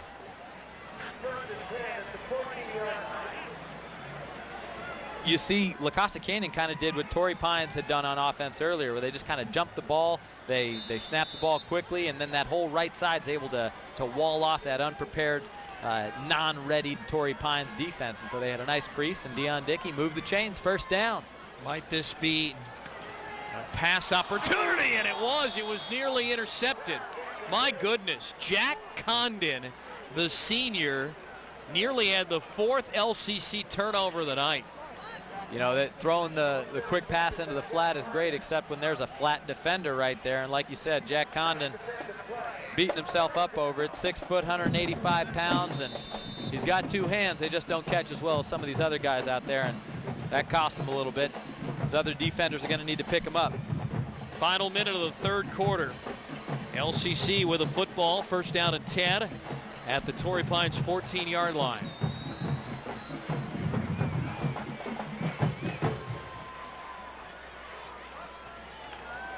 Here's Dickey going left, gets a great block by Davern, but disrupting things was Condon again, a shoestring tackle, and Dickey goes down for a loss. A great block by Davern, but he started the wrong way. He started to the right, came back late to the left. The defense had already kind of closed in on that left side, and Dickey wasn't able to get to the outside. You can't be breaking down here and not executing when you get into the red zone, especially when you're down 7 points. You know, and especially with how long these offenses take, and they just chew so much time off the clock. I mean, you can ill afford a play like that on 2nd and long, leaving you in 3rd and longer. Torrey Pines has already had a key 3rd down stop in this game. Can they do it again? Sesti to Dickey. Dickey up the middle. Dickey, touchdown. It's a 1-point game. Great play call right there by Coach Sovacool and the La Costa Canyon offense. That was very well executed, just kind of a wraparound draw. Looks like everything's going to the right side, passing formation and alignment, and they give it to him underneath. And unfortunately for the Torrey Pines defense, one of the umpires got in the way and got knocked down by a Torrey Pines defender, and that could have been a potential tackler, Dion Dickey, but he's able to find his way into the end zone. And with that extra point, the game is now tied. And we are even with 4 seconds to go in the 3rd quarter. Well, every game that you and I have done this season, quite frankly, every game that I have done this year has been decided in the final 20 seconds of the game. And it looks like it's going to happen again here tonight. Right, we can pick him. You see Lasco right there, runs right into the referee and knocks him down, and just bad luck right there for Torrey Pines. And you're not kidding about these close games. We had that Newport Harbor Corona Del Mar game. That was really close. I did a Corona Centennial game that wasn't too close, but even the Carlsbad La Costa Canyon game was really competitive that I did earlier this season. So I'm with you. I enjoy these close games. This is good football, and I'm enjoying this North County environment. I'm not sure if anything's going to top that day we did Newport Harbor Corona Del Mar. 4th and goal from the 23-yard line on the final play of the game, and a sophomore quarterback in for a starting senior who broke his ankle. In a rivalry game, no less. Yes. Battle for the bell. That's right. Wow, the last 2 possessions for LCC, they've scored long touchdowns. Where was this in the first half, Steve? Was it hiding? Was it on layaway? Got to make a down payment on these offenses. So now LCC on their last 2 possessions has gone 80 yards and has also gone 85 yards. 2 long fields, and they've tied it up. They were down 17-3 at one point in the 3rd quarter, and the Falcons have it at the 20-yard line with 4 seconds to go in the 3rd quarter. Time for one more 3rd quarter play, and then I bet you we'll have an exciting 4th quarter here from Torrey Pines High School, Ed Burke Field. Here's Pickwell, and that'll be the final play of the 3rd quarter. Well, LCC gaining back a ton of the momentum in the 3rd quarter. Finally, a quarter where they don't turn it over. 2 long touchdowns for the Mavericks. And as we head to the 4th quarter, we're even at 17.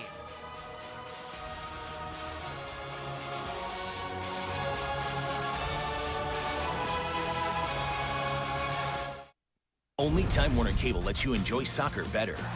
The 2012 MLS season continues, and Direct Kick has you, the ultimate soccer fan, covered from every angle, all for just $49. With Direct Kick, you'll have access to up to 85 games live. That's more soccer than any fan could ever imagine.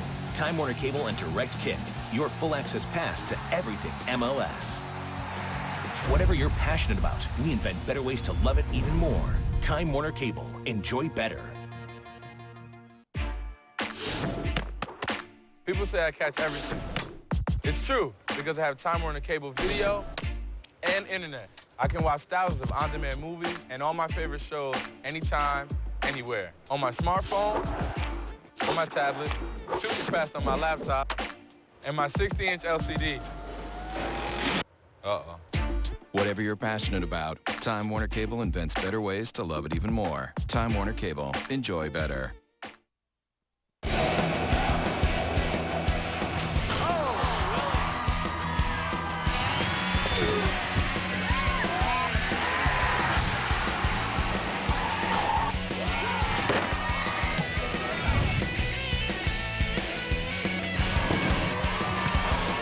High school sports game of the week. For full schedules, channels, and airtimes, go to SoCal101TV.com.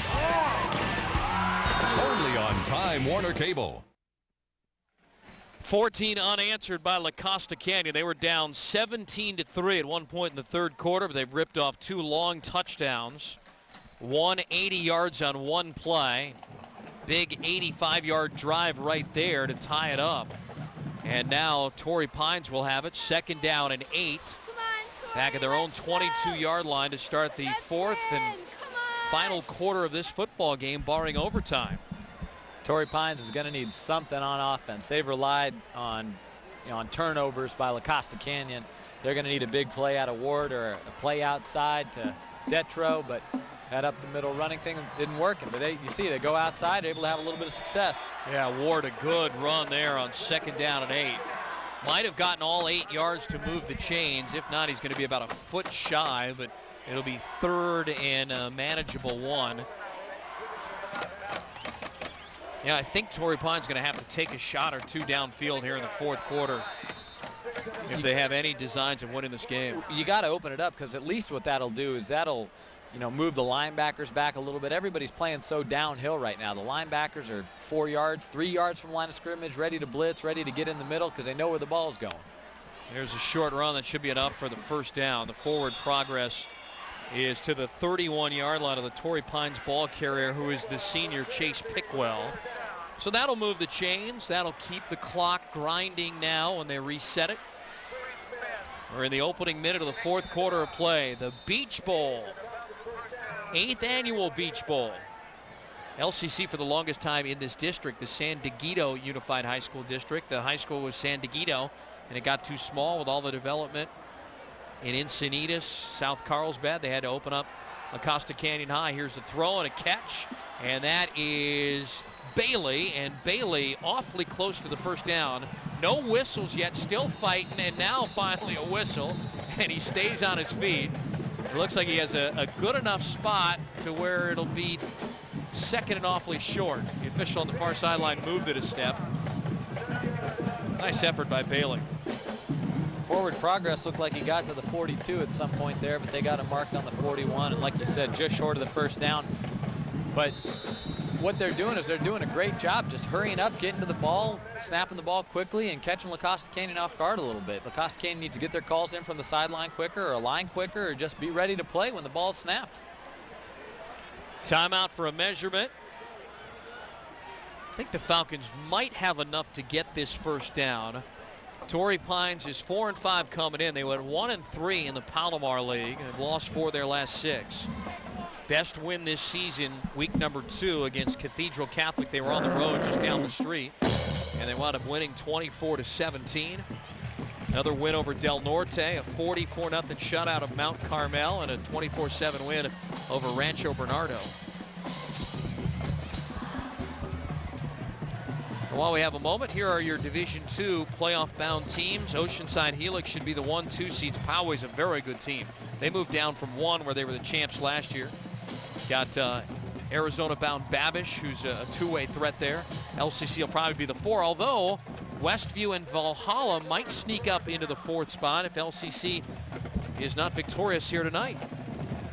had the opportunity to play with guys from some of these high schools, and just you love San Diego County football. I'm thrilled to be able to do games down here. Just great football talent being produced regularly down here, and looks like they're just a little bit short here.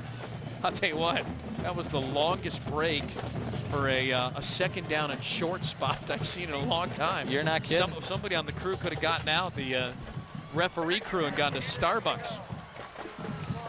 I don't know, and they got 5 guys out there. 2nd and inches. Not a paradigm of efficiency. Great word. Yeah, thank you. From a former USD Torero. Putting that private school education to use. How those student loans going? They're not going very well. Thanks for asking, Steve. They're a little bit more sizable than if I'd have gone to Cal State or UC, but that's all right. But it was a great experience, was it not? Worth every penny and every minute, I think. First down carry. Looks like it was Pickwell out to the 45-yard line. And it was, in fact, the senior Pickwell. Lots of work here tonight for Pickwell. Yeah, he's, the leading scorer. He's got 8 touchdowns this year for him.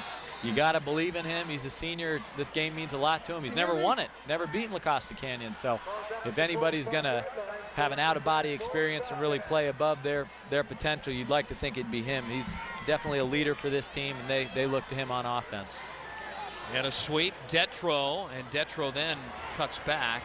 All that for about a yard. 2nd and 9 coming. Under 11 minutes to go in the football game. Tick, tick, tick, tick. These offenses eat up a lot of clock traditionally, though it's been a tale of 2 halves. That first half, there's a lot of offensive struggles, not a whole lot of scoring, and then you've seen some big plays in the second half, and the defense has been a little bit more porous. So we got an interesting 4th quarter up ahead of us, and a little, Torrey Pines is finally putting together a little bit of offense, but 2nd and long here, they're going to need to get themselves in 3rd and manageable. Ward on a 3-step drop for the sideline, and it's incomplete. Intended on the near sideline for Jackson Gentis. He had 12 catches, 115 yards coming in for the senior with a couple touchdown grabs.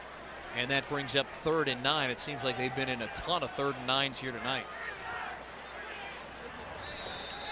You'd like to see maybe some bit of a wrinkle in the passing game. I know how comfortable they are running the ball on any down and any distance, but it looked like the cornerback down here for La Costa Canyon, Ben Keene, he's a junior. He's a little bit undersized. He might be vulnerable to some passing threat. 3rd and 9. And here's a first down carry, and that is Bailey. And Bailey only needs to hang on to the ball. Boy, he's a brute to bring down. 2nd time on this drive, all those white shirts have been unable to bring Bailey down. That's a good offensive call right there. Exactly right, and they attack Nick Freeberg and Ben Keene here on the left side of the defense. Everybody's kind of condensed, but they're able to get the ball to the outside. See, it's the right side of the Torrey Pines offense there. They bring everybody out and around. It's kind of a student body right. Freeberg gets blocked, and then you see number 12 right there, Ben Keene, just kind of hanging on, trying to wait for the reinforcements to arrive, but it's a little too late. It's a first down for Torrey Pines, and they're staying on. Offensive coordinator Josh Mahalanek with a great call there. Gives it to Pickwell. He not only has the best manicured lawn in all of Rancho Bernardo, but he knows how to make a great call on offense, and another great call there because Pickwell picks up a dozen yards for another Torrey Pines first down as the drive continues. Sports Illustrated mixed with Better Home and Gardens here. A little wrinkle in the Time Warner Cable offerings, and you see Pickwell with a little wrinkle of his own. A nice first down, a bolt carry. Might have been his longest carry of the night, somewhere 13, 14 yards. Moving the chains. You got to believe in him. Number 35. I wore that number in high school. I love it. Great look, Chase Pickwell. Even with 9:25 to go and counting. And more heavy lifting for Pickwell as he gets to the 26-yard line. He's a bruiser. And, Torrey Pines has shown the ability to have a little bit of success with the intermediate passing game, short to intermediate, anywhere between 2 to 7 yards. I'd love to see him, run that quick out maybe down here to the short side and attack Ben Keene. I think they've got a mismatch there if they want it. But I know they've been having a lot of success with the run game, so we'll see what we can dial up here on offense for Torrey. They average 203 yards per game on the ground, and here's Billy Maggs, and Maggs dives into the red zone, and that should be another Falcons first down. That'll stop the clock with 8:44 to go in the 4th quarter of play, and they'll reset the chains again on the far sideline. And they're getting to the outside here on the right, and you see just pushed out of the way there. Ben Keene just toppled to the ground, and you're getting aggressive running, and all, the cameras don't know where the ball's going, neither does the defense. It's just sleight of hand and everything. They're running their offense with great execution right now. They're chewing up a lot of clock. Another first down for Torrey Pines, and you see they feel like they really got something going. Under 8:30 to go in a tie ball game. First down and 10 at the 19. Ward to Pickwell. No, check that. It looks like it's Maggs now, close to the 15. And in fact, it was Maggs. Yeah, I don't blame you. I can hardly see. We got a view of the penthouse up here. I don't know if they can get a camera on us, but we're on top of the world up here. We're elevated, looking over. It is a great venue. Yeah, absolutely. Over the Del Mar area, we up perched above the 5, Del Mar Heights Road. There's one exit south of Via de la Valle, right. And away they go. Here's Pickwell up the middle. Pickwell will get pulled down inside the 5. First and goal from the 3. Pickwell running hard, inspired, motivated. You see his buddy there, 78 Arizona bound Jacob Alsadek, and just destroying guys on that left side, getting everybody out of the way. This is motivated, inspired, smash mouth offense that Torrey Pines is giving right now, and they're knocking on the door. Pickwell, 18 carries, 88 yards. They'll give it to him again, and Pickwell for the end zone. Let's see, did he get in or did he get wrestled back by Brighton Dempster? Looks like Dempster right at the goal line pulled him back. And it'll be second and goal from inside the 1. Steve, if I'm them, you see La Costa Canyon looking at the sidelines right now. I get up there real quick, snap the ball, quarterback sneak, execute, get the 6 points. La Costa Canyon's ready for that up the middle kind of stuff.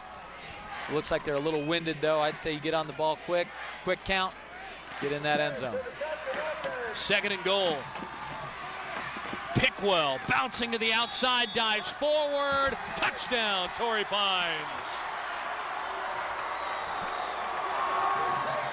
And I don't know, if that's not excitement, I don't know what is. You got people floating all over the place, telling people I told you so. JV jerseys in the crowd, they're excited. This is North County football. Pickwell feels like a man right now. He's pumped up. Great hard run. You see, they're not ready. They're not set. That's what I was saying. You just get the ball and snap it and go. But Pickwell fights, keeps battling up the left side. He's following Alsadek right into the end zone. He's dancing. Reservation for 6. And Brown converts the point after. 24-17 with 6:39 to go. The Falcons trying to win the Beach Bowl for the first time in 7 years. LCC has held on to the Golden Surfboard for 6 consecutive years. And now Torrey Pines has their 3rd lead of the game. It's one hard touchdown run there by Pickwell. An outstanding performance. He's given great effort. Dion Dickey's waiting for his opportunity to respond here, and maybe even La Costa Canyon special teams. They had a great kick return early. Both teams have great kickers. This is shaping up to be an exciting 6:39 left to go in this game. Now if we reset, Falcons with a 7-point advantage with 6:39 to go. Both teams have 3 timeouts left. And LCC on their last 2 drives has gone 80 yards and 85 yards for a touchdown. So Torrey Pines' defense is going to have to make 1 big stop, perhaps even 2 big stops, if they want to win this Beach Bowl. And let me say this, that the fact that they've done well with clock management is a testament to the coaching staff and to the players executing what it is the coaches want from them. So many times teams waste timeouts on silly stuff, misalignment, or poor execution or misunderstanding, and they both well-coached teams. That's why they're both likely playoff bound. And Torrey Pines! You hear the man, Torrey Pines. Keep it simple. Pickwell, the 3rd Falcon to find the end zone here in the football game. He's in the end zone for the 9th time via the rush this season.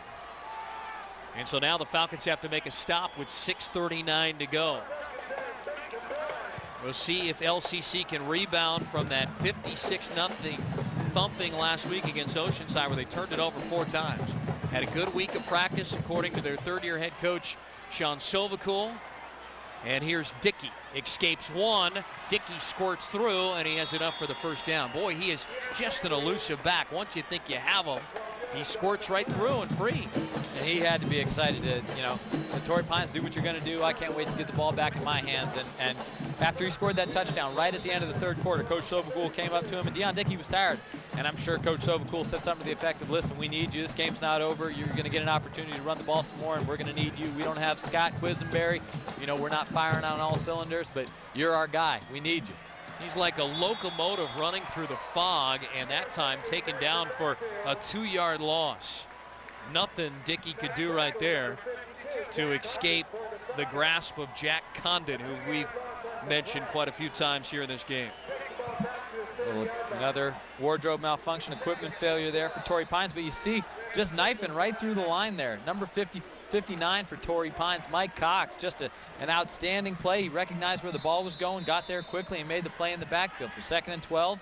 Torrey Pines needs a defensive stop or two, like you said, and it looks like they're could be on their way to getting one here. Cox is the nose guard. Michael Chow comes in to take his place. Play action fake by Zesty, throwing right, and the catch is made there.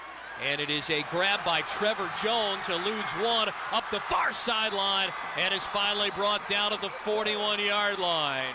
But another first down for LCC. And you want to know why these players respond to Coach Sovacool, and they do so much winning at La Costa Canyon, because he's as excited for their success as they are for their own success. You see running right down the sidelines with him.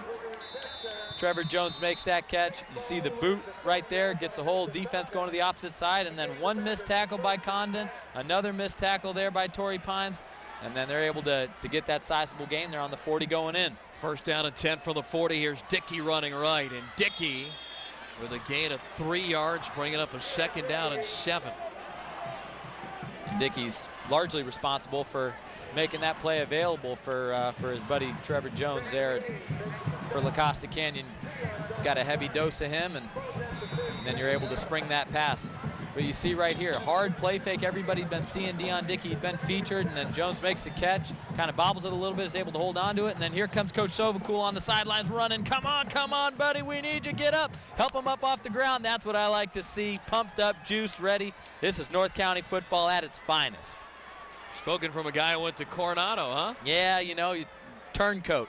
2nd and 7 from the 37-yard line. This is man, and nothing there on the direct snap to man. Well, it worked for 80 yards earlier in the half. It does not work there. I tell you what I saw in that play. I saw a lot of standing around, people not sure what's going on in La Costa Canyon, after the play. Just what happened? How did that happen? And then you see everybody from Torrey Pines just swarming to the ball like piranhas. They got 7, 8 guys there. They're ready to play. It's a home game for them. They're excited. They're fighting tooth and nail. This is a great game. Remember I said Torrey Pines had to make 1, perhaps 2 stops? Well, this would be the first one right here. Under 4 to go. Falcons with a 7-point lead. Sesty with a pitch. Dickey gets a block from Davern. He's loose. He's got the first down to the 25-yard line. The thing is that La Costa Canyon lives in this world. We're down a score. We're in the 4th quarter, 3rd medium. They're so used to this. This isn't anything new for them. This isn't uncharted territory. And Dion Dickey just exploded. That might have been the fastest I'd seen him all night. Just got that toss and was motivated to get that first down, put his foot in the ground, made a hard cut, got upfield, a sizable gain, and they're knocking on the door of the red zone here trying to get the tying score. What an engine on the senior, the 5'8" senior Dion Dickey. We were calling for overtime. Said it was possible. 1st and 10 from the 24. Here's man on this wide receiver end around, and he's inside the 20. They're in the red zone again. 2nd down and short coming. Got to give Dion Dickey a break there, and man's a capable runner, as we saw earlier. So, they got multiple options, multiple weapons there. That Torrey Pines defense, they just got to bow up. If they could get that stop that you're talking about, man, they would really be in great shape. They couldn't survive 4 turnovers last week against top-ranked Oceanside. They turned it over 3 more times in the first half today, and Sean Sovacool, the head coach of LCC, running onto the field behind our official, Ed Sobolski, and yelling timeout. And so they'll spend their first timeout with 2:42 to go in the 4th quarter. You talk about, in mathematical terms, they've got inflection points where a graph changes the direction, and you use a timeout in the game a play like this because it's an inflection point. You know, the game could hinge on this play. This could be a touchdown. It could be a turnover. It could be, you know, just something so simple to get him into third and manageable. So. Well, we invite you to enhance your internet, your HD TV, and home phone experience with Time Warner Cable. One bundle, one bill, one happy you with Time Warner Cable. Steve Quiss alongside JT Rogan, the former USD running back. Javrina Seferai joining us on the sidelines. That's a lot of fun. I mean, the pace has been going so fast, we've hardly been able to check in with her here. A lot of points. Maybe we'll have 9 overtime for that name. You got you got a J in there and some G's. V. Seferai. Yeah.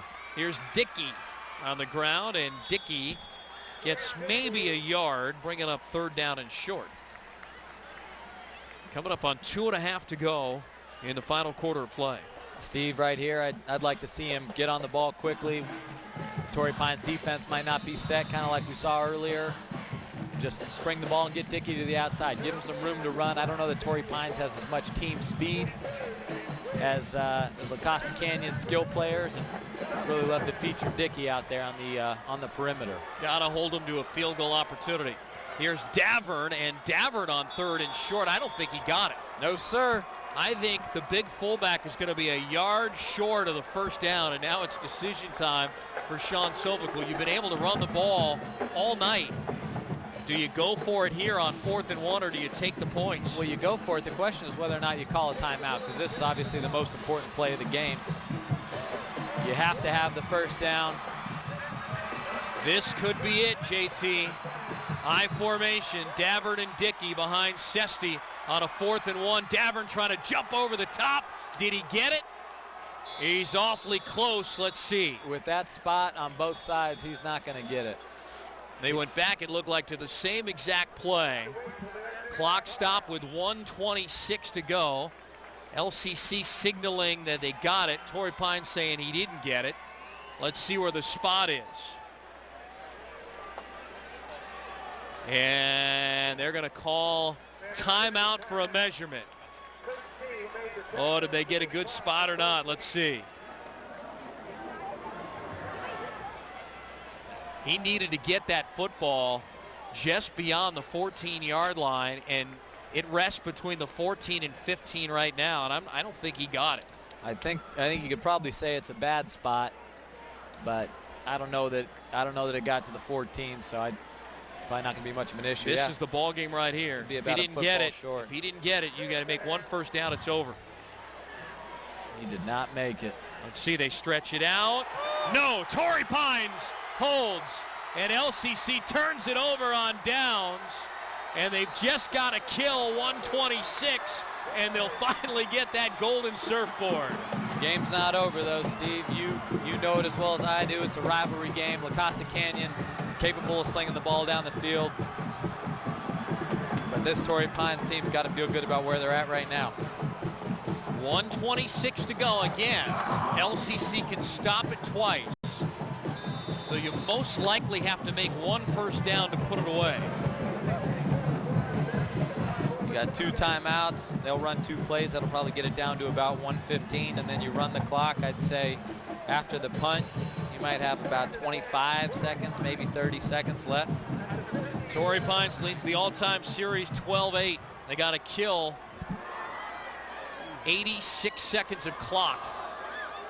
And there's Pickwell. He hangs on to the football. And a quick timeout by La Costa Canyon.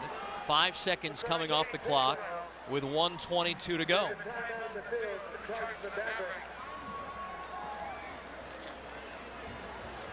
Sean Silvical calling the timeout now. He'll have one more, so you figure it'll get called with about, I don't know, a little over 1:10 to go.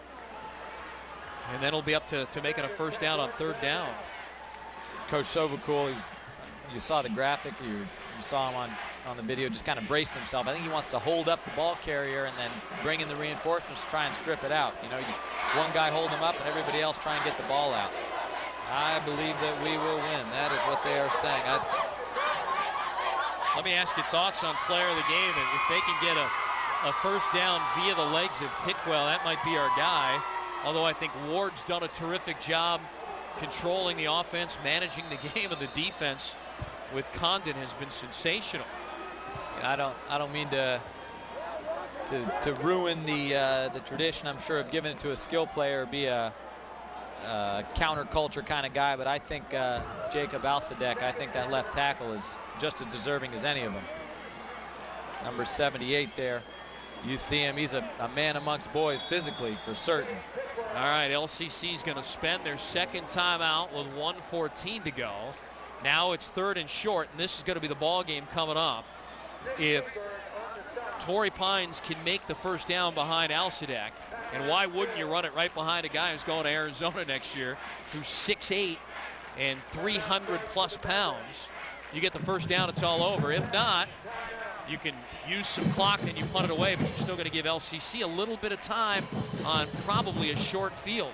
Well, and that rushing touchdown that they got, both of the rushing touchdowns rather that they got earlier were both along that left side, and so whether it was Detro or Pickwell, both had to go to the left side, and the running success has been going through Alsadek for certain. I'll tell you what, he's had some good 3rd down runs for big chunks when they needed it. Was the wide receiver Jack Bailey. It's been hard the last 2 times for LCC to bring him down.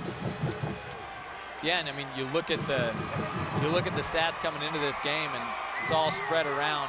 And obviously, Pickwell being the leader with 600 yards rushing, but they get the ball to a lot of guys. Here we go, 3rd and 5. Make a first down, it's over. And so's your losing streak. And Pickwell fighting for it, and he's going to be about 2 yards shy of the first down. Now the clock will continue to grind down. We are now under 1 minute to go.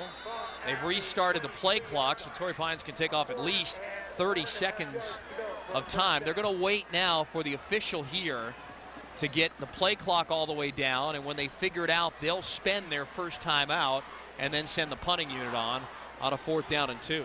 And you're kicking it to a dangerous Jake Mann, who's already shown to have great ability in the kick return game. Yeah, I just kick it out of bounds. I mean, you have to, but at the same time, if you kick it high and you let it roll around a little bit, you're able to run a little bit more time off the clock. So it's, it's certainly going to be a punt that's very important in terms of execution, not necessarily in result. So Torrey Pines calls the timeout just ahead of the play clock expiring.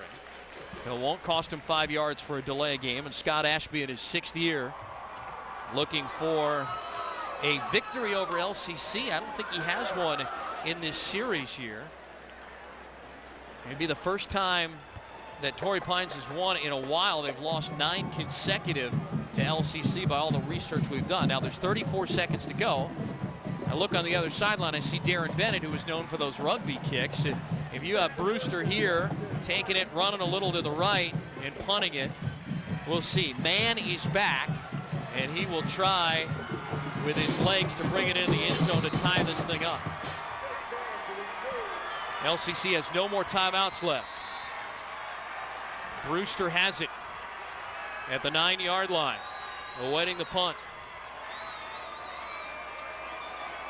Good snap, punts away, it's a good one.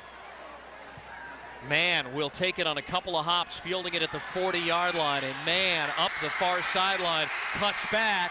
Mann still on his feet, and Mann down inside the 35 with 19 seconds left, and there's hope for La Costa Canyon. Well, I said 1 or 2 more plays on defense, and they'll have to make 1 more. They already made that one on 4th and short. They're going to have to make 1 more tonight. They got that stop, and Jake Mann, outstanding punt return here. You see him able to put on a couple moves. Real slippery there, able to get down to the 36-yard line. And at halftime, they had a survivor competition between Torrey Pines and La Costa Canyon. Went back and forth, and La Costa Canyon was able to win the survivor competition. They're hoping to win this survivor competition here on the field of play. And 36 yards, 19 seconds. Sesti's got a capable arm.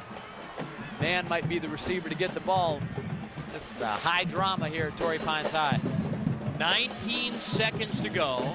LCC is going to have 2, maybe 3 plays to get 35 yards, and they'll need a point after to send this thing into overtime in the Beach Bowl. what a game it has been here in 2012 between these two teams. Torrey Pines has to make one more defensive play. And without any timeouts, it really precludes you from what you've got to do or what you're able to do here. I mean, you'd like to put it on the legs of Dickey a couple of times, but you might not have time. Got to have first down to stop the clock. Trips to the near sideline. Sesti out of the shotgun at the 40. High snap. Sesti being taken down back at the 45-yard line. That may end it. That'll be it. LCC's got to race to the line. They got to spike the ball as quickly as they can. They need to spike it. And with 3 seconds left, they'll spike it, and they'll have one shot at the end zone with 2 seconds left. What a great defensive stop. That's tough. And it might have been Detro who got there for the sack of Sesti. Well, some call this the most exciting play in football right here. You're looking at a likely Hail Mary situation where you just fling it into the end zone, and Hail Mary with the religious connotation. Obviously, you're praying for it to come down in your guys' hands. And I see this, see a little bit of red and gold, almost reminding me of Flutie. Obviously, he was the offensive participant in that Hail Mary, but made a lot of money off those commercials. You're not kidding. Still running them with his brother Darren. I don't know how he got in on it. Time for the Hail Mary. Sesti. Hail Mary. Hail no. And Torrey Pines has won it.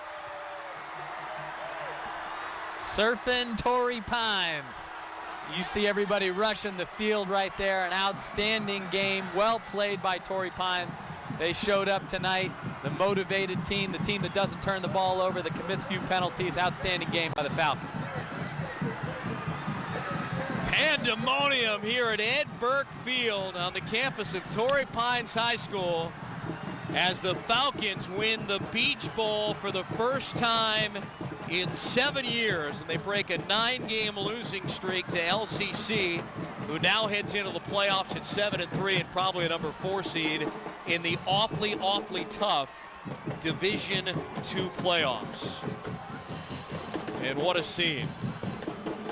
You know, when you lose the game, it's tough. I love you, boys. Man, tough game for LCC. Torrey Pines just reveling and celebrating on the field. An outstanding 24-17 victory. Better. Enjoy this.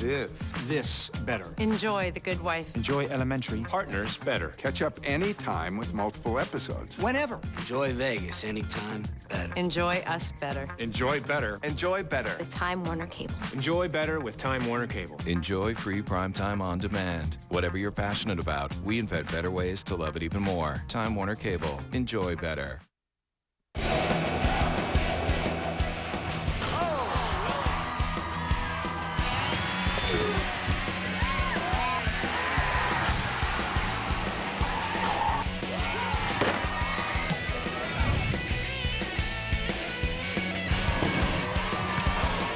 High school sports game of the week. For full schedules, channels, and airtimes, go to SoCal101TV.com.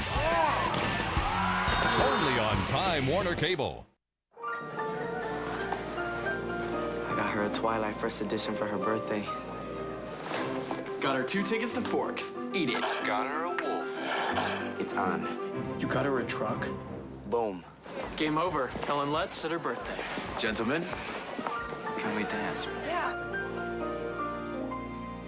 Maybe I went too far. We give you more ways to connect. Whatever you're passionate about, we invent better ways to love it even more. Time Warner Cable. Enjoy better. They are still celebrating as Torrey Pines with a fourth quarter go-ahead touchdown and then 2 defensive stands after that touchdown, and they come away with a victory here tonight in the Beach Bowl, winning it for the first time in their last 7 tries. 24-17, and what Scott Ashby called a just amazing group of seniors, amazing human beings. They get to celebrate here on this Friday night, the final regular season game. They get to 5-5. Never felt better, does it, JT? No, you're absolutely right, and they earned it tonight. You know, 10-3. Okay, the first half marred by a lot of turnovers, but that second half they came out. They had some great offensive performances, which they were going to need in order to win, and they got the stop on defense when they needed it. All right, Javrina's down with our player of the game, Jacob Alsadek. Javrina? And Jacob, congratulations. You know, LCC is known for having a strong defensive line. Tell me how your team managed, and you know, what your coach going to think? You know, we practiced really hard this week. We stuck to our game plan. We knew that they blitzed a lot and they just pressured up the middle, so we decided that we were going to run outside. So a lot of us got the edge, and we just kept going, and we grinded it out. And as you can see, we had like a 6-minute drive, so that was what we needed, and we came out with the win. So I'm really proud of the fellas and stuff. And actually, this is a big game for you guys because LCC had won. They were going for their 7th straight win of the trophy. Now you guys get to take the golden trophy. How does it feel? It feels amazing. You know, just we haven't been able to win this in a long time. And my sophomore year, the first time we lost was to LCC, so it's really nice to be able to beat them. And how are you guys going to celebrate? We're going to have a PPR party, and we're going to watch Prep Picks and report, and then we're probably going to watch the recording that you guys did on the game. So we're all really excited, and we're really happy with the way things came out, and we all played very hard, and as you can see, good things happen. Well, thank you so much, Jacob, and congratulations to you and the rest of the team. Thank you so much. All right, thank you, Javrina. Nice job, nice job. You got to feel good for Scott Ashby, the 6th-year head coach here at Torrey Pines. He's got 2 kids on this team, and we want to touch upon that. But his senior son, Jake, and Kyle, who's the junior linebacker, and he gets to enjoy a going-away party for his son, Jake, and they celebrate a win over their rivals, La Costa Canyon. As they'll look at the statistics there, and what stands out for you? Well, the turnovers, obviously, not to take anything away from Torrey Pines, but La Costa Canyon can't turn the ball over, and you see that board right there. That's great for Ashby to see what that's like. Alsadek's probably just admired it from afar until now. He gets his hands on it, his big old mitts, see if it can hold his 6'8", 320 frame. Well, a great win for the Torrey Pines Falcons, most likely headed in the playoffs with a 5-5 record, and LCC came back from down 2 touchdowns in the second half to tie it up. Just don't have enough at the end. They got to clean some things up. They should have a good run, I would think, in the Division II playoffs as they try and chase down Helix and Oceanside for Division II championships. Well, it's been our pleasure serving you. The playoffs begin next week for J.T. Rogan and Javrina Seferai. I'm Steve Quiss, our entire terrific crew of Time Warner Cable folks. Our pleasure bringing it to you. Falcons win it by 7. Good night, everyone.